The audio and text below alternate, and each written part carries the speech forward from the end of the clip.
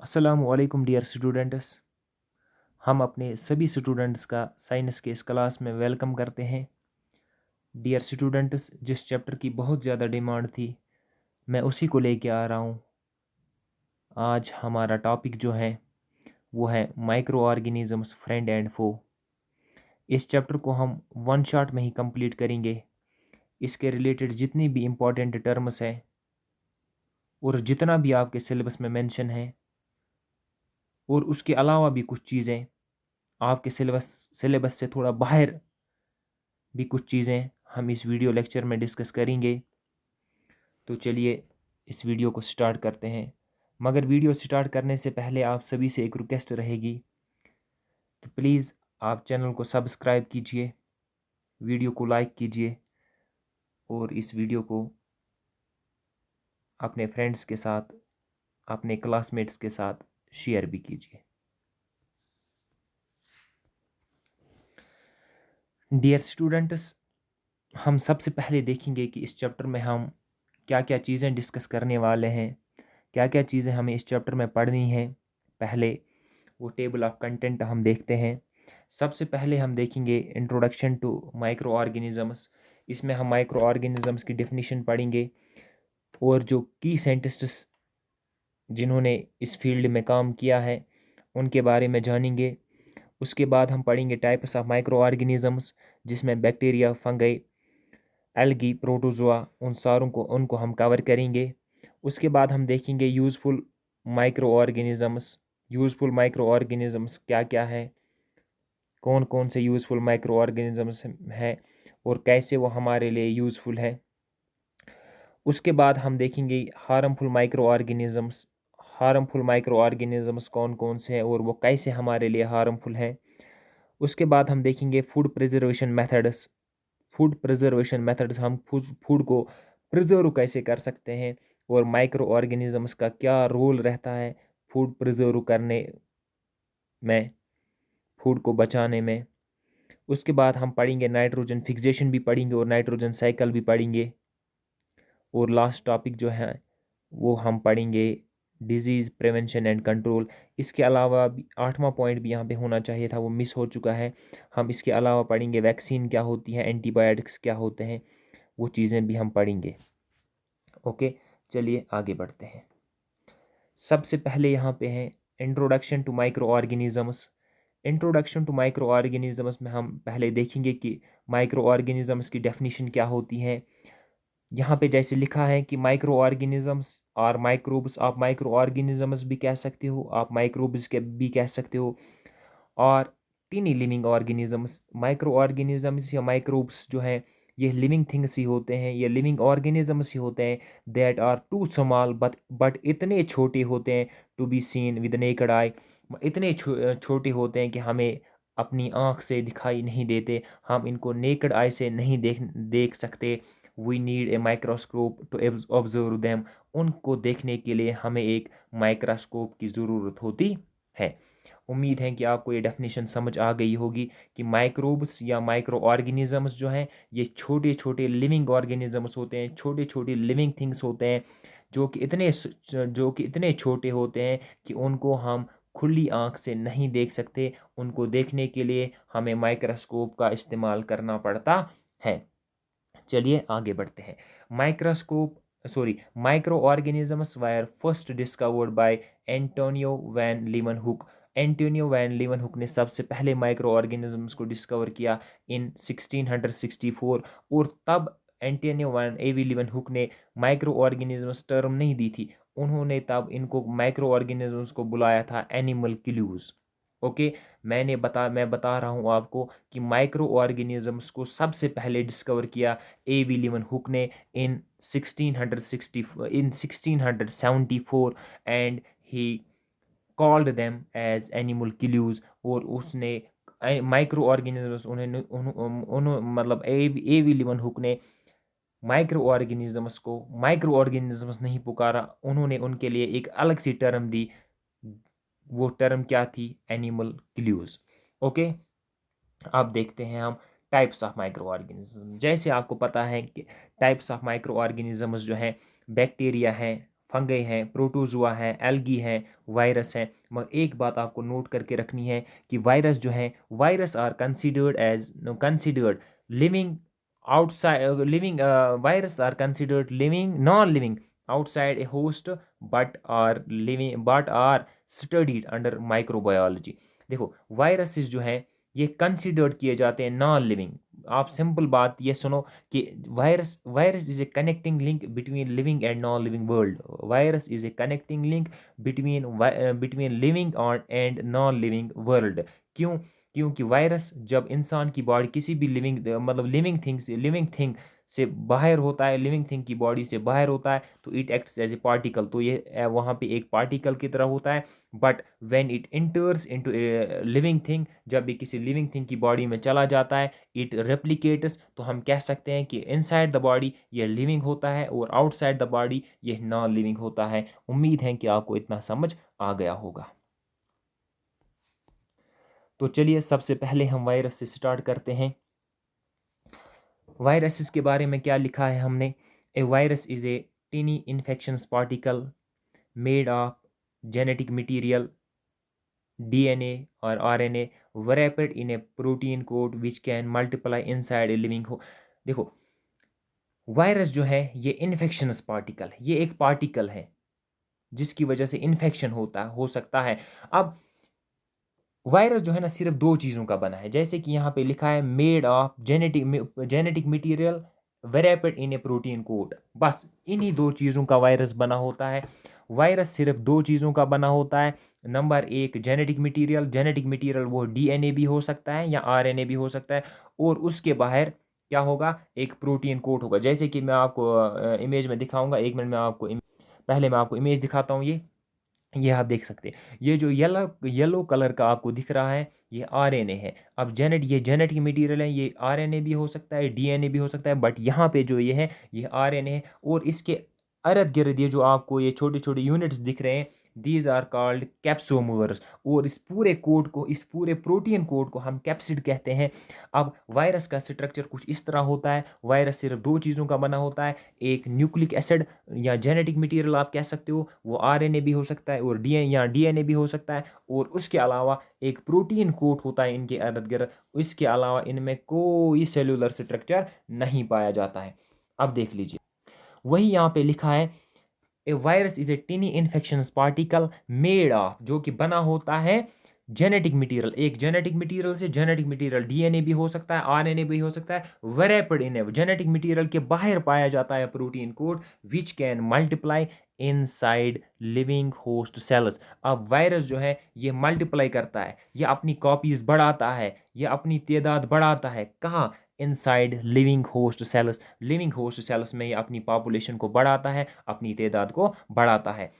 उसके बाद लिखा है it is a connecting link between living and non living world due to its dual nature. ये एक कनेक्टिंग लिंक है, वायरस जो है ना ये एक कनेक्टिंग लिंक है between living and non living world.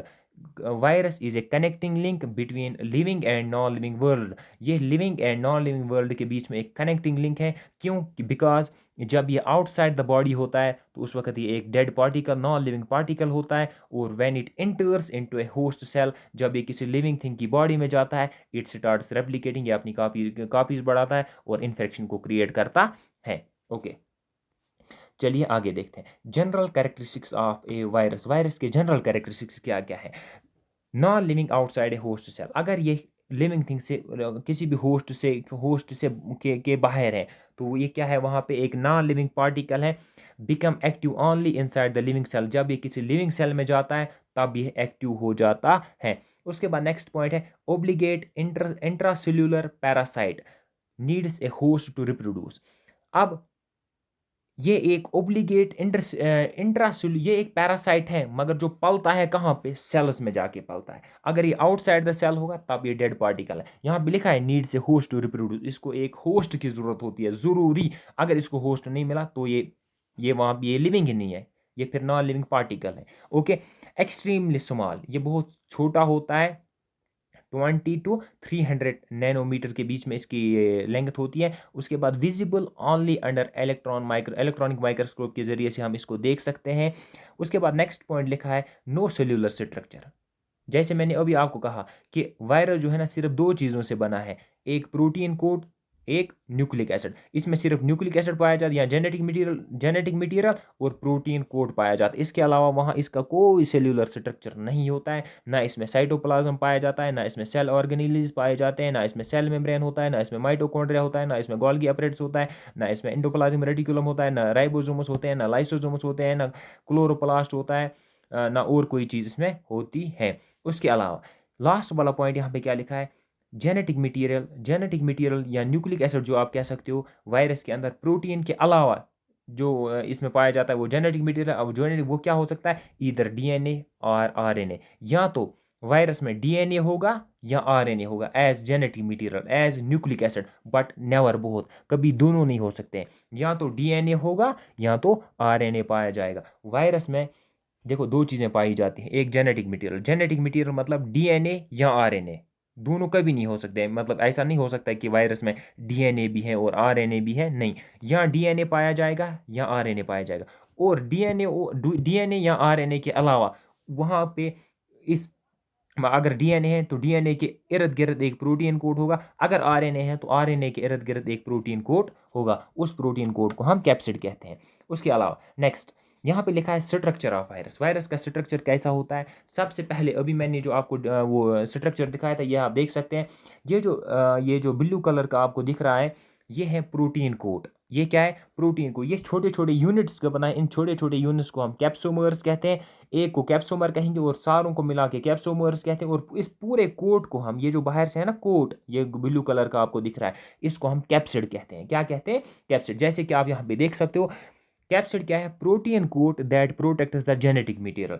ये जो बाहर ये ग्रीन कलर, ये ब्लू कलर का आपको ये कोट जैसा दिख रहा है, ये किस लिए होता है, ये प्रोटीन कोट है। ये इसलिए है जेनेटिक मटेरियल जो बीच में आपको दिख रहा है ये येलो कलर का, इसको प्रोटेक्ट करने के लिए। ओके, उम्मीद है कि आपको यहाँ तक समझ आ रहा होगा। अब देखिए नेक्स्ट पॉइंट क्या है, जेनेटिक मटेरियल। जेनेटिक मटेरियल मतलब ये जो येलो कलर का आपको बीच में दिख रहा है, this is the genetic material. ये आरएनए भी हो सकता है, डीएनए भी हो सकता है, सिंगल और डबल स्ट्रैंडेड, आरएनए और डीएनए। देखो जेनेटिक मटेरियल वहाँ पे या सिंगल से, जैसे यहाँ पे आप देख सकते हो ये एक सिंगल स्ट्रैंड है, किसकी है, आरएनए की। अब ये या तो ये आरएनए होगा या तो ये डीएनए। अगर आरएनए है तो सिंगल स्ट्रैंड होगा, अगर डीएनए हो तो डबल स्ट्रैंड होगा। Okay okay.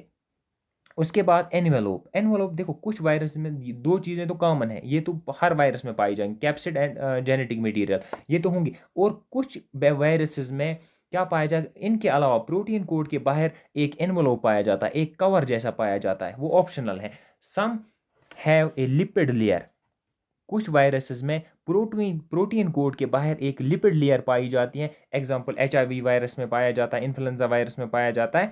वहाँ पे एक मतलब प्रोटीन कोड के बाहर भी एक और कवर शेल, मतलब एक कवर जैसा होता है, एक इन्वोलूप होता है, बट वो ऑप्शनल है। उसके बाद सरफेस प्रोटीन्स, इसके अलावा वहाँ पे कुछ सरफेस प्रोटीन्स भी होते हैं वायरसेस में। उनका काम क्या होता है, help in attaching to the host cell. वो होस्ट सेल को पकड़ने में, होस्ट सेल के साथ अटैच होने में क्या करते हैं, मदद करते हैं। जैसे कि spikes in the corona virus का वो जो डायग्राम आती थी उसमें आपने वो देखा होगा, उसके ऊपर वो spikes, that are the surface protein, वही सरफेस प्रोटीन्स वही होते हैं। उम्मीद है कि आपको इतना समझ आ गया होगा। उसके बाद अगर हम देखेंगे क्लासिफिकेशन ऑफ वायरस, वायरस की classification based on genetic material. Genetic material के देखो अब किस वायरस में डीएनए है, किस में आरएनए है, इस बेसिस पे भी इनकी क्लासिफिकेशन। जिस वायरस में डीएनए पाया गया है उस वायरस को हम डीएनए वायरस कहते हैं, और जिस वायरस में आरएनए पाया जाता है जेनेटिक मटेरियल, उस वायरस को हम आरएनए वायरस कहते हैं। अब डीएनए वायरस कौन कौन से हैं यहाँ पे आप देख सकते हो स्क्रीन पे। एग्जाम्पल स्मॉल पॉक्स है, हेपेटाइटिस बी है, ये क्या है, ये डीएनए वायरसेस है। और आरएनए वायरसेस क्या है, एग्जाम्पल एचआईवी है, इन्फ्लुएंजा है, और S A R S C O V two, जिसकी वजह से कोविड-19 हुआ था, ये वायरस है। अब ये आरएनए वायरसेस है। अब दैट मीन्स कोविड-19 जिस वायरस से हुआ था वो कौन सा था, S A R S C O V two virus था वो। ओके, जिसकी वजह से कोविड-19 हुआ था। और वो ये वायरस जो है ना जिसकी वजह से कोविड-19 हुआ था, वो क्या था, कोविड जिसकी वजह से होता था, वो आरएनए वायरस था। अब बेस्ड ऑन होस्ट, ये किस होस्ट में, देखो ये एनिमल को भी अटैक कर सकते हैं, प्लांट को भी अटैक कर सकते हैं, बैक्टीरिया को भी अटैक कर सकते हैं। अब सबसे पहले हम देखेंगे कि एनिमल वायरस, अब वो वायरस जो एनिमल्स को अटैक करता है उनको हम एनिमल वायरस कहेंगे। वो वायरस जो प्लांट्स को अटैक करता है उनको हम प्लांट वायरस कहते हैं। और वो वायरस जो बैक्टीरिया को अटैक करते हैं उनको हम बैक्टीरियोफेजिस कहते हैं, या आप कह सकते हो कि बैक्टीरिया वायरसेस। एग्जाम्पल आपके सामने लिखी हुई है। एनिमल वायरस की एग्जांपल रैबीज़ है, फ्लू है, जिनकी रैबीज़ जो है, रैबीज़ जिस वायरस की वजह से होती है वो एनिमल वायरस है। फ्लू जिस वायरस की वजह से वो एनिमल वायरस है। टीएमवी तंबाकू मोज़ेक वायरस जो है ना, ये एक प्लांट वायरस है, ये प्लांट को अटैक करता है। और टबैको प्लांट के लीव्स को अटैक करता है। ओके, उसके बाद वो वायरस जो बैक्टीरिया को अटैक करता है उसको हम बैक्टीरियोफेज कहते हैं। उम्मीद है कि आपको समझ आ गया होगा। अब चलते हैं, how do viruses reproduce. Viruses जो है ना अपनी पॉपुलेशन कैसे बढ़ाता है, ये रिप्रोडक्शन कैसे करता है। देखो, वायरसेस की लाइफ साइकिल में दो स्टेज आते हैं। मतलब ये दो फेजेस होते हैं। एक है लिटिक साइकिल, दूसरा है लाइसोजेनिक साइकिल। हम सबसे पहले देखते हैं कि लिटिक साइकिल क्या होता है। सबसे लिटिक साइकिल मतलब सबसे पहले अटैचमेंट होता है। Virus binds to the host receptors. Virus जो है ना अपने आप को बाइंड कर लेगा, किसके साथ, होस्ट के साथ, जिसको वो इन्फेक्शन करने वाला होगा। उसके बाद है पेनिट्रेशन। पेनिट्रेशन मतलब देखो वायरस दो चीज़ों का बना है, एक डीएनए, सॉरी जेनेटिक मटेरियल, दूसरा क्या है, दूसरा है प्रोटीन कोड। पेनिट्रेशन में क्या होता है, ये वायरस जो है ना अपना जेनेटिक मटेरियल जो है ना होस्ट के अंदर भेज देता है, होस्ट के अंदर इंसर्ट कर देता है। उसके उसके बाद होती है रेप्लिकेशन। जब होस्ट में डीएनए चला गया है, अब host cell machinery makes the viral parts. अब वो क्या वहाँ पे मिसाल के वायरस ने अपना सिर्फ जेनेटिक मटेरियल कहाँ पे भेजा है, होस्ट में। अब होस्ट की अपनी मशीनरी जो है, अपना सिस्टम जो है, अपना मतलब बॉडी का सिस्टम जो है, वो वायरस के इस क्या कहते हैं, ये जेनेटिक मटेरियल जो है ना, इसको अब मतलब रेप्लिकेट करेगा, इसकी कॉपीज़ बनाएगा। उसके बाद यहाँ फोर्थ स्टेप में क्या लिखा हो, assembly. New viruses are formed. जब बहुत सारी उन्होंने उस देखो वायरस ने क्या किया था, अपना जेनेटिक मटेरियल भेजा था कहाँ पे, होस्ट में। अब होस्ट में होस्ट होस्ट की मशीनरी तो मतलब वहाँ पे वो डिवीजन वाला प्रोसेस ऑलरेडी चल रहा है। अब उसी के साथ साथ ये जो जेनेटिक मटेरियल गया था ना, ये भी अब रेप्लिकेट करेगा वहाँ पे, किसकी मशीनरी का यूज़ करके, होस्ट की मशीनरी का यूज़ करके। अब जब बहुत सारी कापीज़ बनाएगा तो हर एक वायरस अपने इर्द गिर्द प्रोटीन कोड डेवलप करने की, जो हर एक जेनेटिक मटेरियल का पार्ट अपने इर्द गिर्द प्रोटीन कोड जो है ना वो बनाने की कोशिश करेगा। और यहाँ पे फोर्थ स्टेप में लिखा है असेंबली। दैट मीन्स कि न्यू वायरसेस यहाँ पे फॉर्म होंगे। और लास्ट स्टेप क्या है, रिलीज होस्ट सेल बर्स्ट्स। अब होस्ट सेल क्या होती है, बर्स्ट होती है। दैट मीन्स लिसिस होती है, लिसिस मतलब बर्स्ट होती है, रिलीजिंग न्यू वायरसेस। और बहुत सारे वायरसेस वहाँ पे रिलीज हो जाते हैं। अब लास्ट क्या है, लाइसोजेनिक साइकिल का कैसे होता है। Some viruses follow lysogenic cycle. कुछ वायरसेस लाइसोजेनिक साइकिल मतलब फॉलो करते हैं। They integrate into the host DNA. ये डायरेक्ट इंटीग्रेट कैसे किसमें करते हैं, host DNA, and remain dormant. और वहाँ पे चुपके से रहते हैं, डोरमेंट रहते हैं और अपनी पॉपुलेशन बढ़ाते रहते हैं।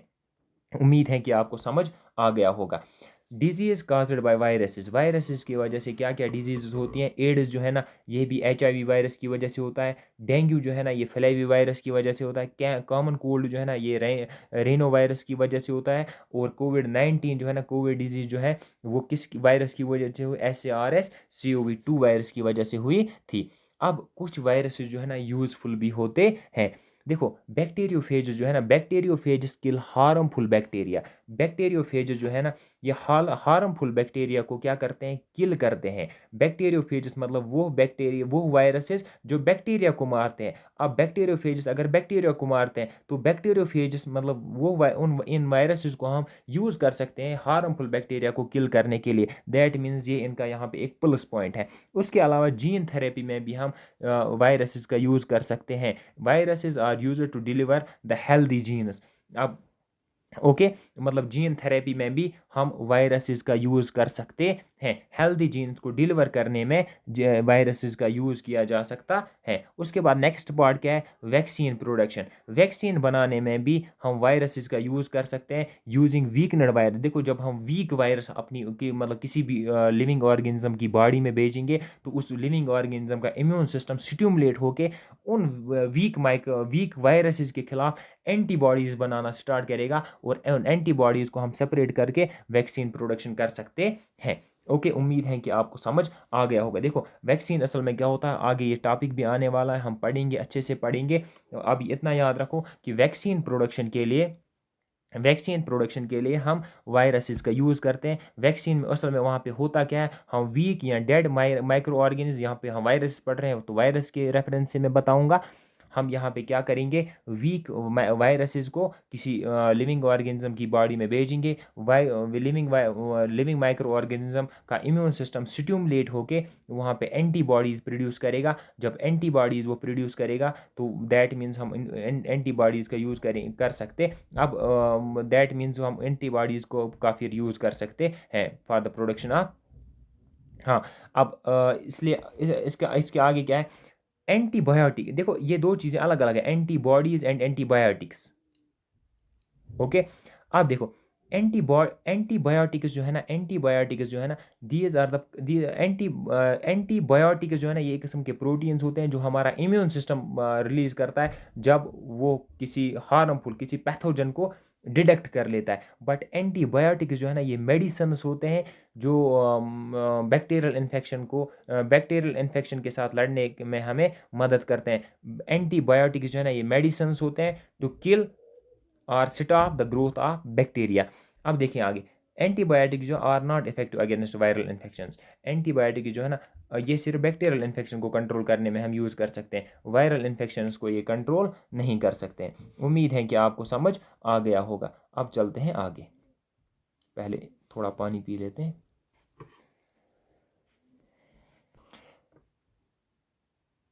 तो चलिए अब हम स्टार्ट करते हैं फंगाई। पहले हमने वायरस पढ़ लिया, अब हम फंगाई के बारे में पढ़ेंगे। देख लीजिए, ये आपके आसपास आपने ऐसे लिविंग थिंग्स को देखा होगा। इन्हें हम फंगाई कहते हैं। ये ना तो प्लांट्स होते हैं ना तो एनिमल्स होते हैं। इनका एक अलग अपना किंगडम है, जिस किंगडम को हम किंगडम फंगाई कहते हैं। अभी जब मैं आपको पढ़ाऊंगा 5 किंगडम क्लासिफिकेशन, तो आपको पता चलेगा कि ये फंगाई क्या होते हैं, ये इनका किंगडम जो है, इनके कैरेक्टर्स क्या होते हैं। अब इस तरह के जो आपने ये लिविंग थिंग्स अपने आसपास देखे होंगे, इन्हीं को हम फंगाई कहते हैं। अब देखते हैं यहाँ पे what are fungi. Fungi are a separate group of living. ये एक अलग ही लिविंग ऑर्गेनिजम्स का एक ग्रुप है। नीदर प्लांट्स नार एनिमल्स, ना तो ये प्लांट्स है ना तो ये एनिमल्स है। ओके, एग्जाम्पल मशरूम आपने देखा होगा, सुना होगा, या यीस्ट, मोल्ड, ये सारी चीज़ें जो है, ये क्या है, ये फंगे होते हैं, जैसे कि आप यहाँ पे देख सकते हो। अब इनका स्ट्रक्चर कैसा होता है, फंगाई जो है ना, अगर इनका बॉडी स्ट्रक्चर हम देखेंगे ना, fungi are made of thread like structures called hyphae. देखो ये छोटे छोटे थ्रेड लाइक स्ट्रक्चर्स से बने हुए होते हैं, जिनको हम हाइफी कहते हैं, जैसे कि आप इस इमेज में देख सकते हो। ये जो आपको ये थ्रेड लाइक स्ट्रक्चर्स दिखते हैं, इन एक को हम क्या कहेंगे, हाइफी। अगर हम इस पूरे नेटवर्क की बात करेंगे तो हम माइसीलियम कहते हैं।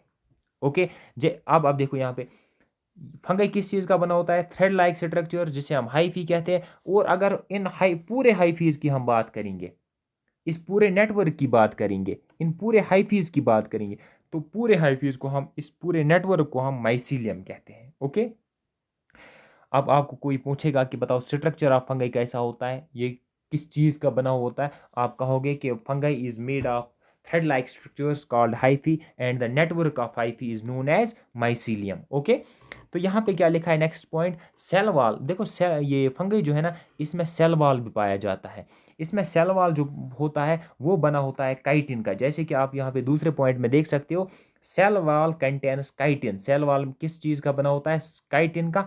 अनलाइक प्लांट्स के बरअक्स, प्लांट्स देखो जैसे कि प्लांट्स में भी सेल वॉल पाया जाता है, मगर वो किस चीज़ का बना होता है, वो बना होता है सेल्यूलोज का। और फंगाई का सेल वॉल बना होता है काइटिन का। ओके, ये तो आपको मैंने बता दिया इसके बारे में। अब है न्यूट्रिशन इन फंगाई।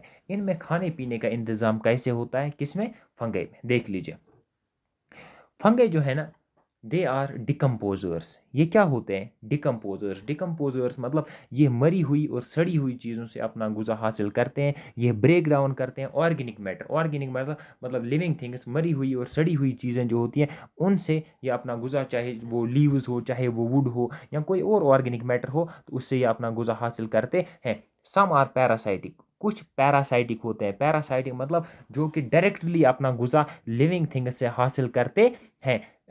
यहाँ पे क्या लिखा है? हार्म लिविंग थिंग्स, और वो लिविंग थिंग्स को हार्म भी करते हैं, नुकसान भी पहुंचाते हैं। Others are symbiotic. Others form symbiotic relationship. और कुछ फंगई ऐसे होते हैं जो कि दोस्ताना ताल्लुक कायम करते हैं बाकी ऑर्गेनिजम्स के साथ, जैसे कि आपने सुना होगा एल्गी और फंगई। एल्गी और फंगई, इनके बीच में एक सिम्बियोटिक रिलेशनशिप होती है। सिम्बियोटिक रिलेशनशिप ऐसी दोस्ती जिसमें दोनों का फ़ायदा हो। मतलब एल्गी एल्गी और फंगई, एल्गी फोटोसिंथेसिस करती है और फंगई जो है ना वो शेल्टर देती है। तो ये दोनों एक मिलजुल के एक नया ही प्लांट नया ही एक लिविंग थिंग बनाते हैं, जिसको हम क्या कहते हैं? जिसको हम लाइकन्स कहते हैं। ओके, इसी तरह से यहाँ पे जो लिखा है, जब फंगई जो है ना इन सिम्बियोटिक रिलेशनशिप रहेगी एल्गी के सॉरी प्लांट्स के साथ, तो उस सिम्बियोटिक रिलेशनशिप को हम माइकोरिजा कहते हैं। वहाँ पे माइको सिंपली उसको हम माइकोरिजा कहते हैं। Okay, next, reproduction in fungi. Fungi में रिप्रोडक्शन कैसे होती है? फंगई जनरली रिप्रोड्यूस करता है सिपोर्स के जरिए से। सिपोर्स क्या होते हैं? These are the small dust tiny and dust like particle. जैसे कि आप यहाँ पे देख सकते हो, ये एक फंगई है, मशरूम है, आप कह सकते हो फंगई है। अब इसमें क्या हुआ, ये छोटे छोटे सिपो, यहाँ ये जो है ना, ये ऊपर वाली ये बाड़ी, ये जो आपको अम्ब्रेला जैसी दिखती है, यहाँ से इसके नीचे वाले साइड से क्या निकलेंगे? ये छोटे छोटे सिपोर्स निकलेंगे। अब जब ये सिपोर्स जर्मिनेट होंगे, तो यहाँ से क्या, ये और यही सिपोर जो है ना, इन्हीं से हाई ये सिपोर फार्मेशन होगी। मतलब ये क्या कहते हैं? स्पोर जर्मिनेशन मतलब इन स्पोर से नए मशरूम जो है ना, या नए फंगई जो है ना, वो डेवलप हो जाएंगे। ओके, तो आपको सिंपल एक बात याद रखनी है कि fungi generally reproduces through spores. Okay, some fungi, कुछ फंगई में क्या होते हैं, मतलब वो सेक्सुअली भी रिप्रोड्यूस करते हैं। अब और अब बाकी जो है ना, वो क्या करते हैं? वो एसेक्सुअली रिप्रोड्यूस करते हैं। अब सेक्सुअल रिप्रोडक्शन फंगई में कैसे होती है? वो एक हायर कंसेप्ट है, वो आप हायर क्लास में पढ़ोगे जी। ये तो मैंने आपको बता दिया। अब टाइप्स ऑफ फंगई। फंगई जो है ना, कितने टाइप्स के हैं? देखो, सबसे पहला टाइप मशरूम जो है ना, ये एक किस्म का फंगई है। ये मशरूम जो है ना, इसकी विजिबल फ्रूटिंग बॉडी होती है। ये मशरूम जो है ना, ये दिखाई देता है हमें, इसको हम आराम से देख सकते हैं। जैसे कि ये वाली, ये ये जो है ना, ये है, दिस इज़ द मशरूम। इसको हम आराम से अपने आसपास की जगहों में देख सकते हैं। उसके बाद है यीस्ट। यीस्ट जो है ना, ये सिंगल सेलड लिविंग ऑर्गेनिजम्स होते हैं, ये फंगई होते हैं। ये किस लिए हम यूज़ करते हैं? ये हम बेकरीज़ में यूज़ करते हैं। किस लिए? मतलब मिसाल के तौर आपने वो बेकरी प्रोडक्ट्स खाए होंगे, वहाँ पे ये इस यीस्ट का इस्तेमाल किया जाता है। ओके, उसके बाद मोल्ड जो है ना, ग्रो ऑन द फूड। ये देखो आप, ये ब्रेड है, इस पे ये जो काले काले धब्बे जो है ना, ये इस पे मोल्ड्स डेवलप हो चुके हैं। ये एक किस्म का फंगा है, और ये फूड को क्या कर देते हैं? स्पॉइल कर देते हैं। ओके, और आपको पता है पेनिसिलियम जो है ना, ये भी एक किस्म का फंगे है। ये पेनिसिलियम नोटाटम एक फंगई है, जो हमें मदद करता है पेनिसिलिन एंटीबायोटिक बनाने में। ओके, अब ये तो मैंने आपको बता दिया। उसके बाद ये भी ये एग्रीकस है। Okay, uses of fungi. Fungi का हम यूज़ कर सकते हैं एज फूड, चाहे हम उनको डायरेक्टली यूज़ करेंगे एज फूड, जैसे कि मशरूम्स, या फंगई का यूज़ किया जाता है फूड आइटम्स को प्रिपेयर करने के लिए। जैसे कि हम बेकरीज में हम यूज़ करते हैं क्या, यीस्ट का, मतलब ब्रेड बनाने के लिए। ओके, इसके बाद फंगई का हम यूज़ करते हैं मेडिसिन्स में। अभी मैंने बताया कि पेनिसिलियम नोटाटम जो है ना, वो एक फंगई है। उसका हम यूज़ करते हैं पेनिसिलिन एंटीबायोटिक बनाने के लिए। ओके, अब उसके बाद डिकम्पोजिशन के लिए भी फंगई मतलब ज़रूरी है। हमारे आसपास जो जो जितनी भी मरी हुई और सड़ी हुई चीज़ें होती हैं, उनको उनके न्यूट्रिएंट्स को है ना, दोबारा रिसाइकल करने के लिए, नेचर में रिसाइकल करने के लिए फंगई का बहुत ही इंपॉर्टेंट रोल है। मगर कुछ फंगई जो है ना, वो हार्मफुल भी होते हैं। उनकी वजह से डिजीज़ेज़ भी होते हैं, जैसे कि रस्ट एंड समट मतलब प्लांट्स में आपने देखी होंगे वो लीव्स में वो कुछ डिजीज़ेज़ होती हैं, मतलब प्लांट्स के लीव्स में वो धब्बे पड़ जाते हैं, उसी को हम रस्ट कहते हैं। और ह्यूमन्स में भी एथलीट्स फुट डिजीज़ आपने देखा होगा। अभी आगे अब एथलीट्स फुट डिजीज़ या रिंगवर्म जो है, उनकी ये इमेजेस जो है ना, मैंने आगे वो अटैच कर दी है, वो अभी आएँगे, आप देख सकते हो वहाँ पे एथलीट्स फुट डिजीज़ क्या होती है। और जो होती है रिंगवर्म जो है या एथलीट्स फुट डिजीज़ जो है ना, ये किससे होती है? ये फंगस से होती है। सम मोल्ड प्रोड्यूस टॉक्सिन्स, कुछ मोल्ड जो है ना, ये टॉक्सिन्स प्रोड्यूस करते हैं और फूड को स्पॉइल कर देते हैं। उम्मीद है कि आपको समझ आ गया होगा। अब फूड फंगई वर्सेस फंगई और प्लांट्स में क्या डिफरेंस है। देखो, प्लांट्स में क्लोरोफिल पाया जाता है और फंगई में क्लोरोफिल नहीं पाया जाता है। यहाँ पे लिखा है नो क्लोरोफिल। फंगई में क्लोरोफिल नहीं होता है, can not make food via photosynthesis, और फंगई जो है ना, फोटोसिंथेसिस के ज़रिए से फूड नहीं बना सकता है। एक इम्पॉर्टेंट पॉइंट आपको पूरी ज़िंदगी याद रखना है कि हॉनी फंगस जो है ना, ये लार्जेस्ट लिविंग थिंग है on earth. Horny fungus is the largest living thing on earth.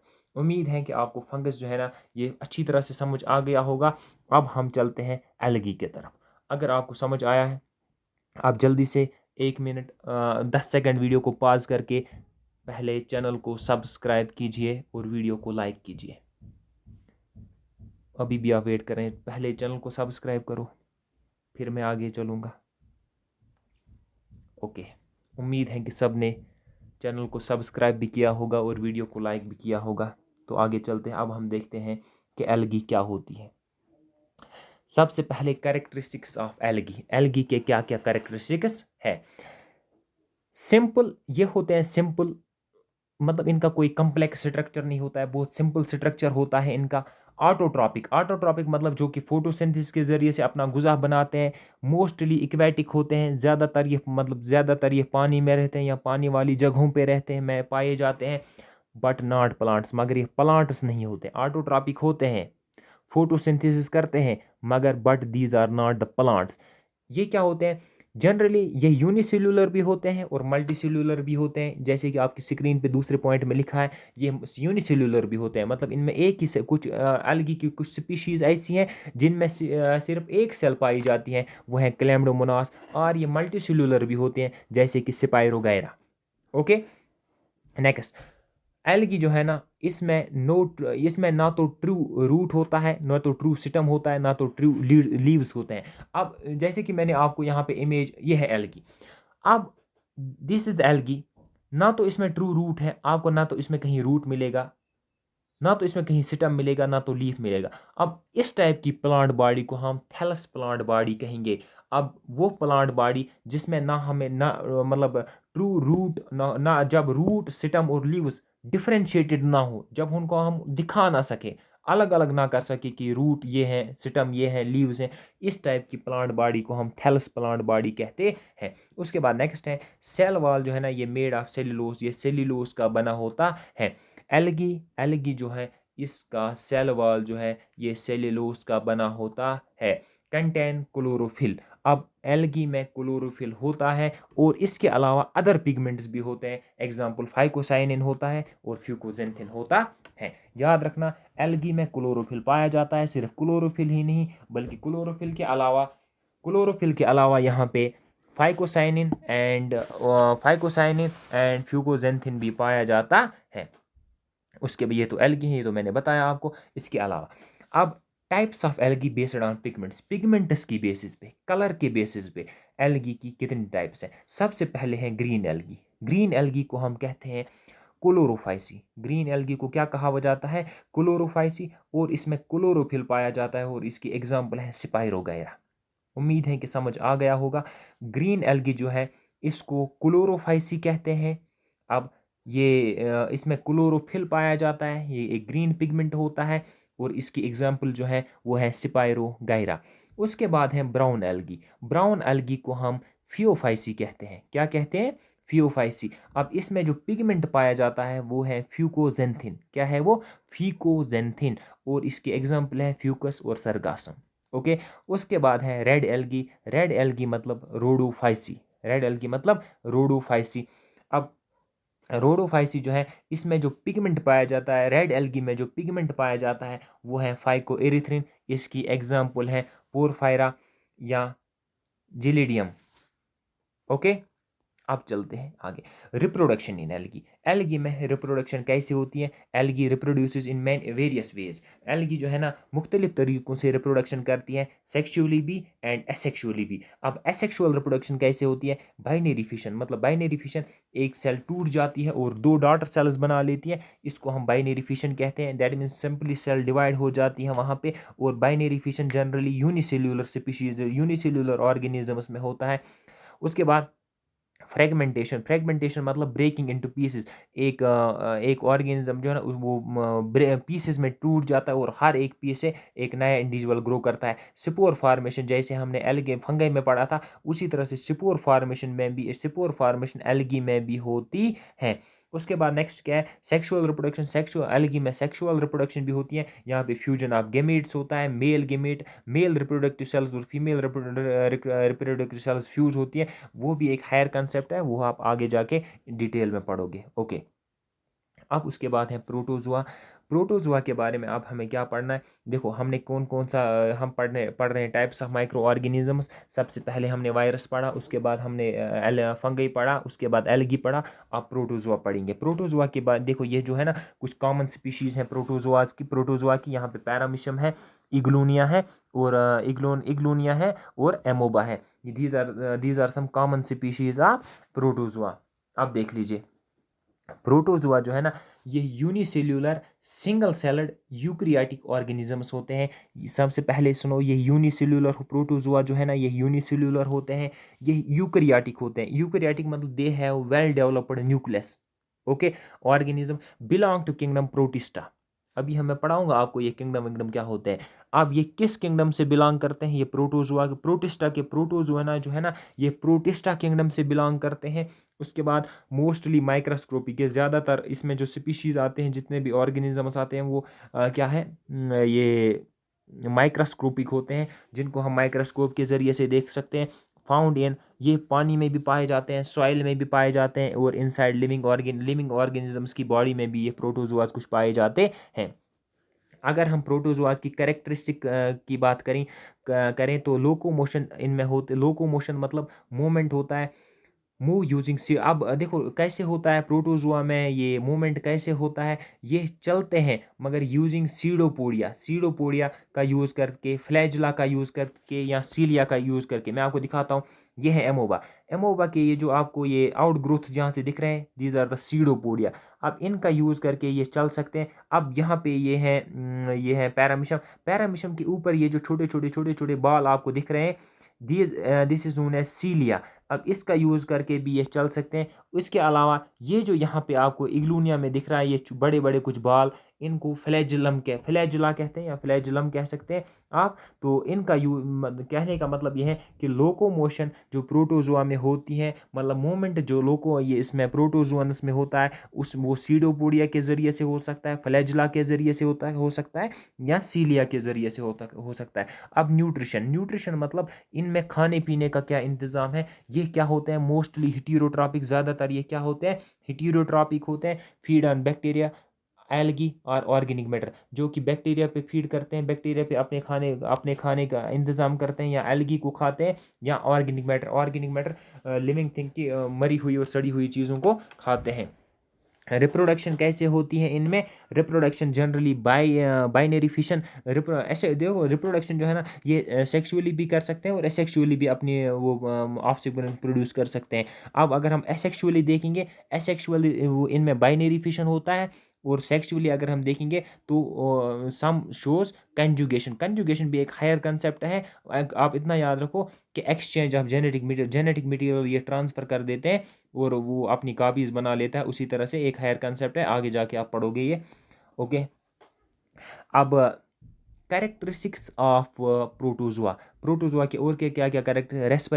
Respiration यहाँ पे होती है थ्रू सेल मेम्ब्रेन, या आप कह सकते हो, अगर प्रोटोजुआ यूनिसेल्यूलर है तो आप कह सकते हो यहाँ पे ये रेस्पिरेशन जो है ना, या ब्रीथिंग जो है थ्रू जनरल बॉडी सरफेस होती है। अब रेस्पॉन्स टू स्टिमुलाई, ये सेंसिटिव होते हैं लाइट के, केमिकल्स के और टच के ये सेंसिटिव होते हैं, ये रिस्पॉन्ड करते हैं। ओके, उसके बाद कुछ डिजीज़ जो प्रोटोज़ोआ की वजह से बहुत सारी डिजीज़ होती हैं। क्या क्या डिजीज़ होती है प्रोटोज़ोआ की वजह से? सबसे पहले मलेरिया। मलेरिया जो है ना, ये एक प्रोटोज़ोआ की वजह से होती है, और उस प्रोटोज़ोआ का नाम है प्लाज्मोडियम, और उस प्लाज्मोडियम को लेके आता है फीमेल एनोफिलस मॉस्किटो। दोबारा सुनो, मलेरिया एक डिजीज़ है जो एक प्रोटोज़ोआ से होती है। किस प्रोटोज़ोआ से होती है? उस प्रोटोज़ोआ का नाम है प्लाज्मोडियम, और उस वो प्लाज्मोडियम आता कहाँ से? उसको लेके कौन आता है? उसको लेके आता है फीमेल एनोफिलस मॉस्किटो। ओके, उसके बाद दूसरी एक डिजीज़ भी है जो प्रोटोज़ोआ की वजह से होती है, वो है एमोबिक डिसेंट्री। अब ये क्या होती हैं? ये इसको ये होती किस प्रोटोज़ोआ से होती है? ये होती है एंटी अमोबा हिस्टोलिटिका। इस अमोबा की वजह से होती है, और ये पाया कहाँ पे जाता है? कंटेमिनेटेड मतलब गंदे पानी में या फूड में पाया जाता है। उसके अलावा स्लीपिंग सिकनेस भी एक डिजीज़ है जो प्रोटोज़ोआ की वजह से होता है। और किस प्रोटोज़ोआ की वजह से होती है? ये ट्राइपेनोसोमा की वजह से होता है, और इसको लेके आता है सीसी फ्लाई। ओके, गार्डियसिस जो है ना, ये भी एक प्रोटोज़ोआ की वजह से एक डिजीज़ है जो प्रोटोज़ोआ की वजह से होती है, और इसको लेके मतलब किस प्रोटोज़ोआ की वजह से गार्डिया प्रोटोज़ोआ की वजह से होता है, और इसमें ये क्या होता है? इंसान डायरिया होता है। ये होता किस में पाया किस में जाता है? ड्रिटी वाटर में, मतलब ख़राब पानी जब होगा तो उसमें ये पाया जाता है। उम्मीद है कि आपको यहाँ तक समझ आ। अब हम आगे चलते हैं। वायरस तो हमने पढ़ा, आप 1 मिनट वेट करें। अब हम पढ़ेंगे बैक्टीरिया के बारे में। बैक्टीरिया के बारे में क्या क्या हमें पढ़ना है?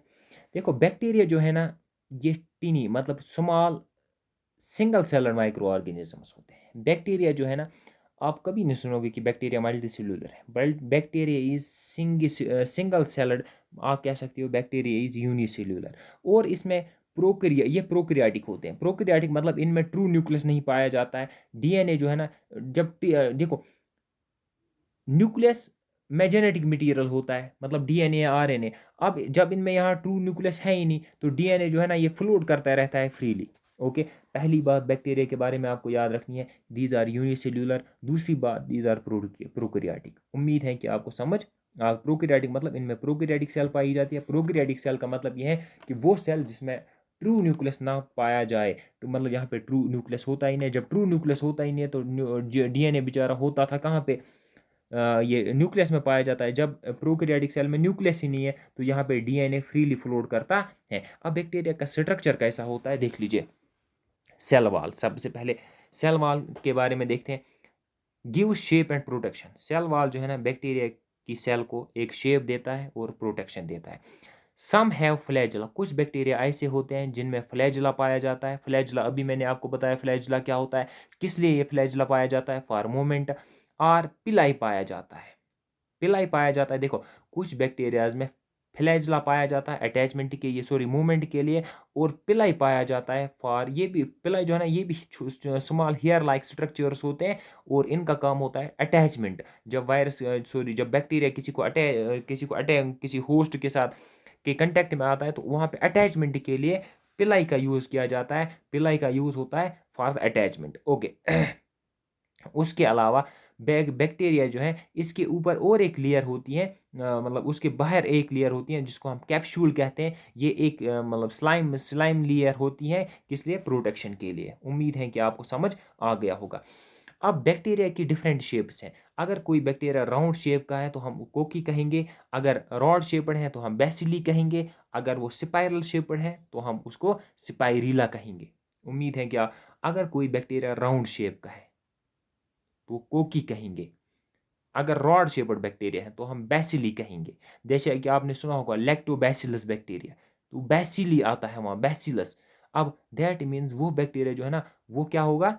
वो रॉड शेप्ड होगा। या स्ट्रेप्टोकोकस, स्ट्रेप्टोकोकस एक बैक्टीरिया है। अब वो कोकस, वहाँ पे कोकी मतलब ये देखो कोकी और कोकस जो है ना ये सिंगुलर प्लूरल की फ़र्क है, बट आ रहा है ना वहाँ पे, दैट मीन्स वो बैक्टीरिया जो है ना वो राउंड शेप्ड होगा। उम्मीद है कि आपको ये भी समझ आ गया होगा। अब चलते हैं आगे, वेयर डू दे लिव, ये बैक्टीरिया पाए कहाँ पे जाते हैं? एवरीवेयर, हर जगह, चाहे मिट्टी में, पानी में, एयर में, इन ह्यूमन्स के इनसाइड भी पाए जाते हैं, and even in the extreme places, चाहे वो बहुत गर्मी वाले इलाके हों या बहुत सर्दी वाले इलाके हों, वहाँ पे भी ये बैक्टीरियाज पाए जाते हैं। चाहे हॉट स्प्रिंग्स की बात करें या आइस की बात करें, आइस में भी बैक्टीरियाज पाए जाते हैं और हॉट स्प्रिंग्स में भी पाए जाते हैं। ओके, उम्मीद है कि आपको समझ आ गया होगा। अब हम बात करेंगे कि बैक्टीरिया में रिप्रोडक्शन कैसे होती है। अब बैक्टीरिया जनरली रिप्रोड्यूस, देखो बैक्टीरिया में ऐसे जनरली एसेक्सुअल रिप्रोडक्शन होती है, बट कुछ केसेस में सेक्सुअल रिप्रोडक्शन भी होती है। एसेक्सुअली बाय बाइनरी फिशन, जिन बैक्टीरियाज में एसेक्सुअल रिप्रोडक्शन होती है उन, मतलब वो वहाँ पे एसेक्सुअल रिप्रोडक्शन होती है, मतलब वो डिवाइड होते हैं मगर बाय बाइनरी फिशन। कैसे बाइनरी, मतलब बैक्टीरिया जो है ना वो सिंगल सेल होता है, वो सिंगल सेल टूट जाती है और दो डॉटर सेल्स बनती है। अब मतलब जब सिंगल सेल टूट गई उसी को हम फिशन कहेंगे। अब अगर टूट के दो हिस्से हुए तो कहेंगे बाइनरी फिशन। ओके, देखो एसेक्सुअल रिप्रोडक्शन बैक्टीरिया में होता है और वहाँ पे क्या होता है, बाइनरी फिशन होता है। बाइनरी फिशन का मतलब होता है कि मतलब बैक्टीरिया की सेल टूट गई और दो सेल्स बनाई तो हुआ बाइन। अगर बैक्टीरिया की सेल टूट गई और बहुत सारे मतलब सेल्स वहाँ पे बनाई तो उस फिशन को हम मल्टीपल फिशन कहेंगे। अब देखो यहाँ पे मैंने लिखा है एसेक्सुअली बाय बाइनरी फिशन, यहाँ पे बैक्टीरिया में बाइनरी बाइनरी फिशन होता है। बाइनरी फिशन के बारे में लिखा है split into two identical sales, दो अलग अलग सेल्स बनती है और हर एक सेल नए बैक्टीरिया में ग्रो करेगी। ओके, यहाँ पे नेक्स्ट पॉइंट कंजुगेशन भी होता है। कंजुगेशन मैंने आपको कहा, कंजुगेशन भी बैक्टीरिया में पाया जाता है, exchange sexual exchange of DNA through the conjugation. Okay, मैंने कहा आपको ऑलरेडी कंजुगेशन एक हायर कंसेप्ट है, आप आगे जाके पढ़ोगे लगभग 12th में या 11th में। ओके, यहाँ पे ट्रांसफर हो या ट्रांस डीएनए का ट्रांसफर होता है वाया ए ब्रिज। ओके, उसके बाद है कुछ बैक्टीरियाज हमारे लिए गुड भी होते हैं और कुछ बैक्टीरियाज हमारे लिए बैड भी होते हैं। डिकम्पोजर जो है ना, डिकम्पोजर डिकम्पोजर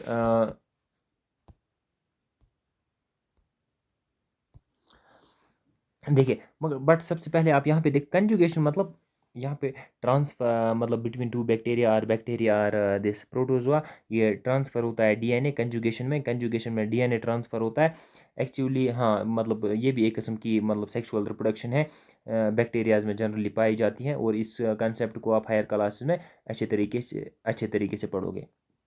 अब कुछ बैक्टीरिया जो है ना ये गुड भी होते हैं, जैसे कि ये कुछ बैक्टीरियाज एक्ट करते हैं एज डिकम्पोजर्स मतलब ये ब्रेक डाउन करते हैं डेड प्लांट्स और एनिमल्स को टू रिसाइकल न्यूट्रिएंट्स, ताकि न्यूट्रिएंट्स क्या हो जाएं, रिसाइकल हो जाएं इन्वायरमेंट में। ओके, अब मेक मेडिसन्स, कुछ बैक्टीरियाज का हम यूज़ करते हैं मेडिसिन बनाने में, जैसे इंसुलिन बनाने में एंड फूड चीज़ बनाने में या कर्ड बनाने में भी बैक्टीरियाज का यूज़ होता है। ओके, जैसे कि आपने देखा होगा कि जेनेटिकली मॉडिफाइड ई कोलाई जो है ना वो ह्यूमन इंसुलिन प्रोड्यूस करती हैं, जो कि डायबिटीज़ पेशेंट्स के लिए बहुत ज़्यादा ज़रूरी है।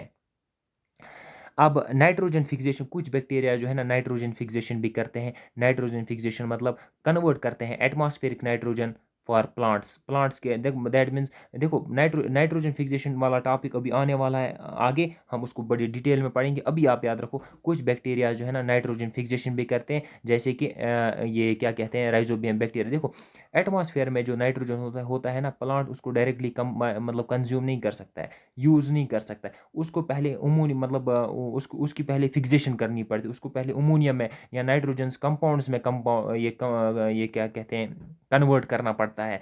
अब उस प्रोसेस को हम नाइट्रोजन फिक्सेशन कहते हैं। अब उसमें जो है ना वो बहुत सारी प्रोसेस से होता है, जनरली एक बैक्टीरिया भी उसमें मदद करता है हमें, राइजोबियम बैक्टीरिया। तो दैट मीन्स बैक्टीरिया हमें उस तरह से भी हमारे लिए फ़ायदेमंद है। अब दूसरी बात क्या है, कुछ बैक्टीरिया जो है ना बैड भी होते हैं, अब उनके वो हमारे लिए नुकसानदेह भी होते हैं। Cause disease like cholera tuberculosis, हमारे मतलब कुछ बैक्टीरिया ऐसे भी होते हैं जिनकी वजह से बीमारियां फैलती हैं, जैसे कि कॉलरा जो है, ट्यूबरकुलोसिस जो है, टाइफाइड जो है।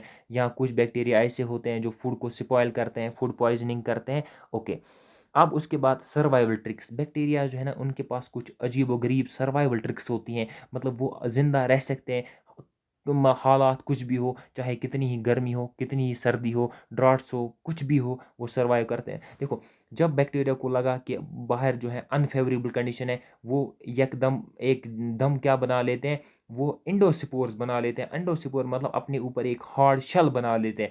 फिर बाहर कितनी भी गर्मी हो या कितनी भी सर्दी हो, वो उस शेल के अंदर सर्वाइव करता है। और जब मतलब वो महसूस करता है कि बाहर फेवरेबल कंडीशंस है, वो शेल जो है ना, उसको फिर वो डिकम्पोज होती हैं, तो वो बैक्टीरिया उससे बाहर आ जाता है दोबारा। अब ये है सर्वाइवल ट्रिक्स किसकी, बैक्टीरिया की। ऑक्सीजन नीड जो है ना, कुछ बैक्टीरियाज एरोबिक होते हैं, एरोबिक मतलब जिनको ऑक्सीजन की ज़रूरत होती है, और कुछ बैक्टीरिया जो है ना वो ऑक्सीजन के बगैर भी ज़िंदा रह सकते हैं, उनको हम एन एरोबिक बैक्टीरिया कहते हैं। ओके, उसके बाद जो है उसके बाद है बैक्टीरिया जो है ना, एंटीबायोटिक्स यहाँ पे बैक्टीरिया के इसमें ये हेडिंग पढ़नी है हमें, एंटीबायोटिक्स। एंटीबायोटिक्स मतलब वो मेडिसिन्स जो हम यूज़ करते हैं बैक्टीरिया को किल करने में। मिसाल अगर किसी को बैक्टीरिया की वजह से कोई इन्फेक्शन हुआ है, तो हम उस बंदे को एंटीबायोटिक्स देंगे। एंटीबायोटिक्स काम क्या करते हैं, बायोटिक्स करते हैं काम, antibiotics kill the bacteria and stops the bacterial growth. Example penicillin है, पेंसिलिन एक ये एंटीबायोटिक है। एजिथ्रोमाइसिन एक एंटीबायोटिक है। यहाँ आप देख सकते हो ये एमोक्सिलिन जो है ये एक एंटीबायोटिक है। ओके, बट एक बात याद रखना, over use leads to antibiotic resistant. अगर हम रेजिस्टेंस, अगर हम किसी बंदे को ज़्यादा एंटीबायोटिक्स देंगे, तो उसमें उस वजह से एंटीबायोटिक रेजिस्टेंस आ जाता है। एंटीबायोटिक रेजिस्टेंस का मतलब ये है कि बॉडी मतलब हमारी बॉडी जो है ना, एंटीबायोटिक्स के हिसाब से वीक हो जाती है। फिर नेक्स्ट टाइम देखो, अगर किसी ने एंटीबायोटिक्स का गलत यूज़ किया, फिर नेक्स्ट टाइम जब वो मतलब नीड के वक्त भी एंटीबायोटिक्स को खाएगा, तो उसकी बॉडी एंटीबायोटिक रेजिस्टेंट बनी होगी, तो उसको उस वक्त मतलब वो बैक्टीरियल इन्फेक्शन कंट्रोल करने में थोड़ी दिक्कत होगी, हो सकती है। अब देखो, अब ये तो आपको समझ आ गया है। चलो नेक्स्ट टॉपिक पे चलते हैं। नेक्स्ट टॉपिक पे चलने से पहले आप एक बार इस स्लाइड को जल्दी देखें कि एल्गी जो है, इसका फादर कौन है, स्टडी को क्या कहते हैं, फंगई के बारे में, बैक्टीरिया के बारे में। और इस स्लाइड को तब तक मैं पानी पी लेता हूँ।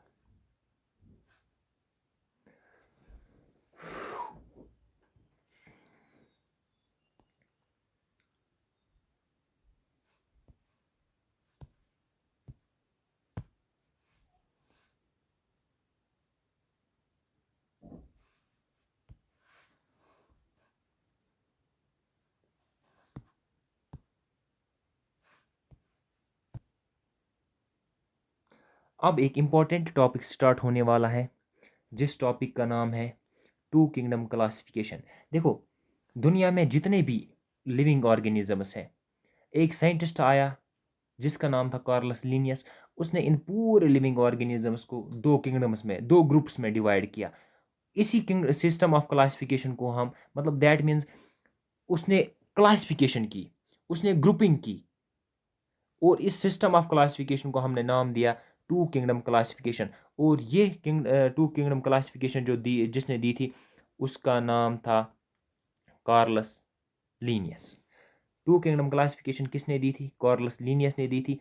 अब इसमें बेसिस क्या थे, किस बेसिस पे उसने दिया था। उसने देखा था प्रेजेंस और एब्सेंस ऑफ सेल वॉल।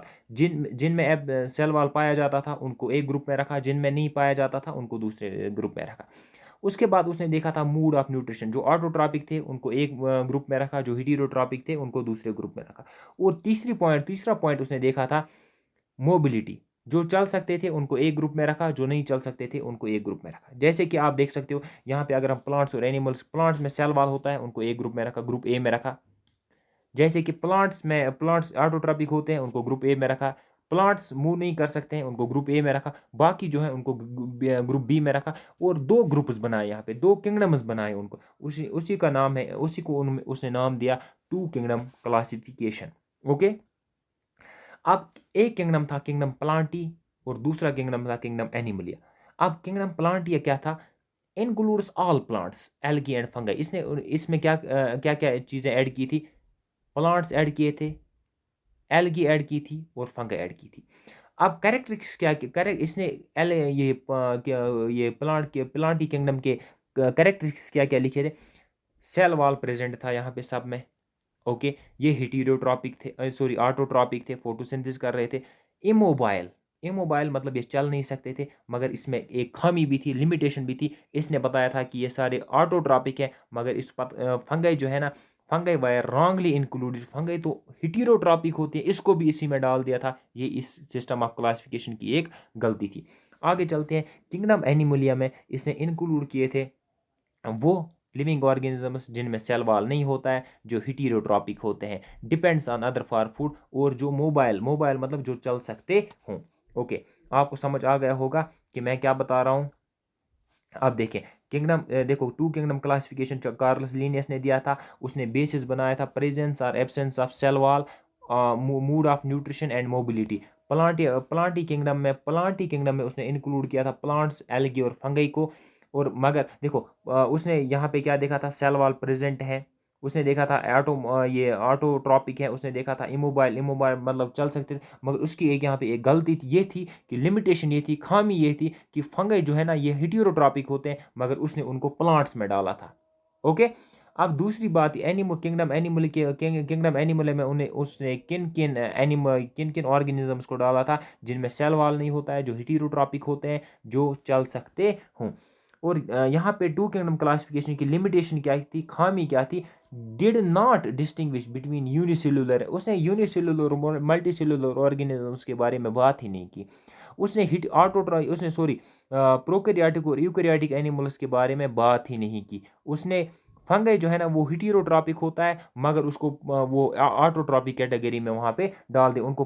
उसने फंगई जो है ना हेटेरोट्रॉपिक होता है, मगर उसने उनको फंगई को प्लांट्स में रखा। ओके, उसके बाद टू किंगडम क्लासिफिकेशन जो है ना, लेटर इम्प्रूव किया, इसको मतलब इस पे फर्दर काम किया एक और साइंटिस्ट ने, जिसका नाम था R.H. विटेकर, 1969 में। और एक नई किंगडम ऑफ क्लासिफिकेशन लेके हमारे सामने आया। और उस किंगडम उस वो सिस्टम ऑफ क्लासिफिकेशन है वो उसको नाम दिया गया फाइव किंगडम क्लासिफिकेशन। तो अब पढ़ते हैं हम फाइव किंगडम क्लासिफिकेशन की तरफ। तो फाइव किंगडम क्लासिफिकेशन के बारे में सबसे पहले हमें यह जानना है कि इसको लेके कौन आया था। वो था R.H. विटेकर।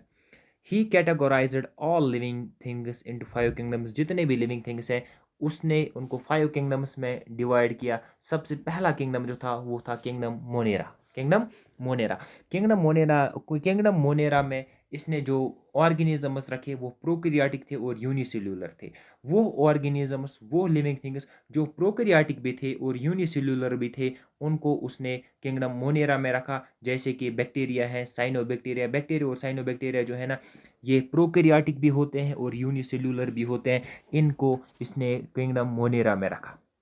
इसके बाद दूसरा किंगडम जो था किंगडम प्रोटिस्टा। किंगडम प्रोटिस्टा में उसने किन चीज़ों को रखा, जो यूकैरियोटिक भी थे और मोस्टली यूनिसेल्यूलर भी थे। यूकैरियोटिक भी थे और यूनिसेल्यूलर, वो ऑर्गेनिजम्स जो प्रोकैरियोटिक भी थे और ज़्यादातर यूनिसेल्यूलर थे, उनको उसने एक प्रोटिस्टा किंगडम प्रोटिस्टा में रखा। एग्जाम्पल है एमोबा है, यूग्लिना है, डाइटम्स है, पैरामिशम है। इन सारी चीज़ों को इसने किस में रखा, प्रोटिस्टा में रखा, प्रोटिस्टा किंगडम में। और तीसरा है किंगडम फंगई।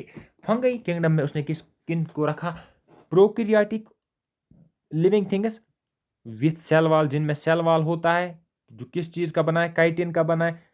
और जो डिकम्पोजर्स होते हैं। देखो तीन चीज़ें देखी।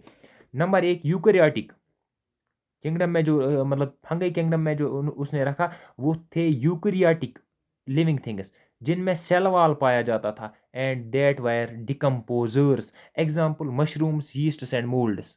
ओके, देखो R.H. विटेकर ने फाइव किंगडम्स क्लासिफिकेशन में जो किंगडम फंगई बनाया, उसने उन फंगई किंगडम में उसने उन लिविंग ऑर्गेनिजम्स को रखा जो यूकैरियोटिक थे, जिनमें सेल वॉल पाया जाता था और वो सेल वॉल काइटिन का होता था, और जो डिकम्पोजर्स होते थे। ओके, उसके बाद नेक्स्ट किंगडम जो उसने बनाया वो था किंगडम प्लांटी। किंगडम प्लांटी में किन को रखा, जो यूकैरियोटिक थे, जो मल्टीसेल्यूलर थे और ऑटोट्रॉपिक थे।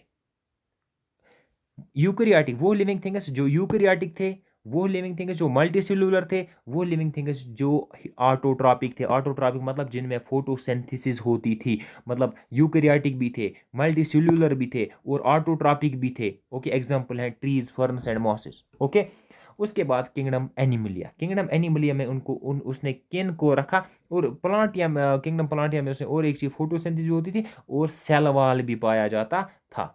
ओके, और एनिमल में, किंगडम एनिमलिया में उसने उन लिविंग ऑर्गेनिजम्स को रखा जो यूकैरियोटिक भी थे, जो मल्टीसेल्युलर भी थे, जो हेटेरोट्रॉपिक भी थे, मगर सेल वॉल उनमें नहीं पाया जाता था। एग्जांपल ह्यूमंस है, फिश है, इंसेक्ट्स है। ओके, अब की डिफरेंसेस क्या क्या है।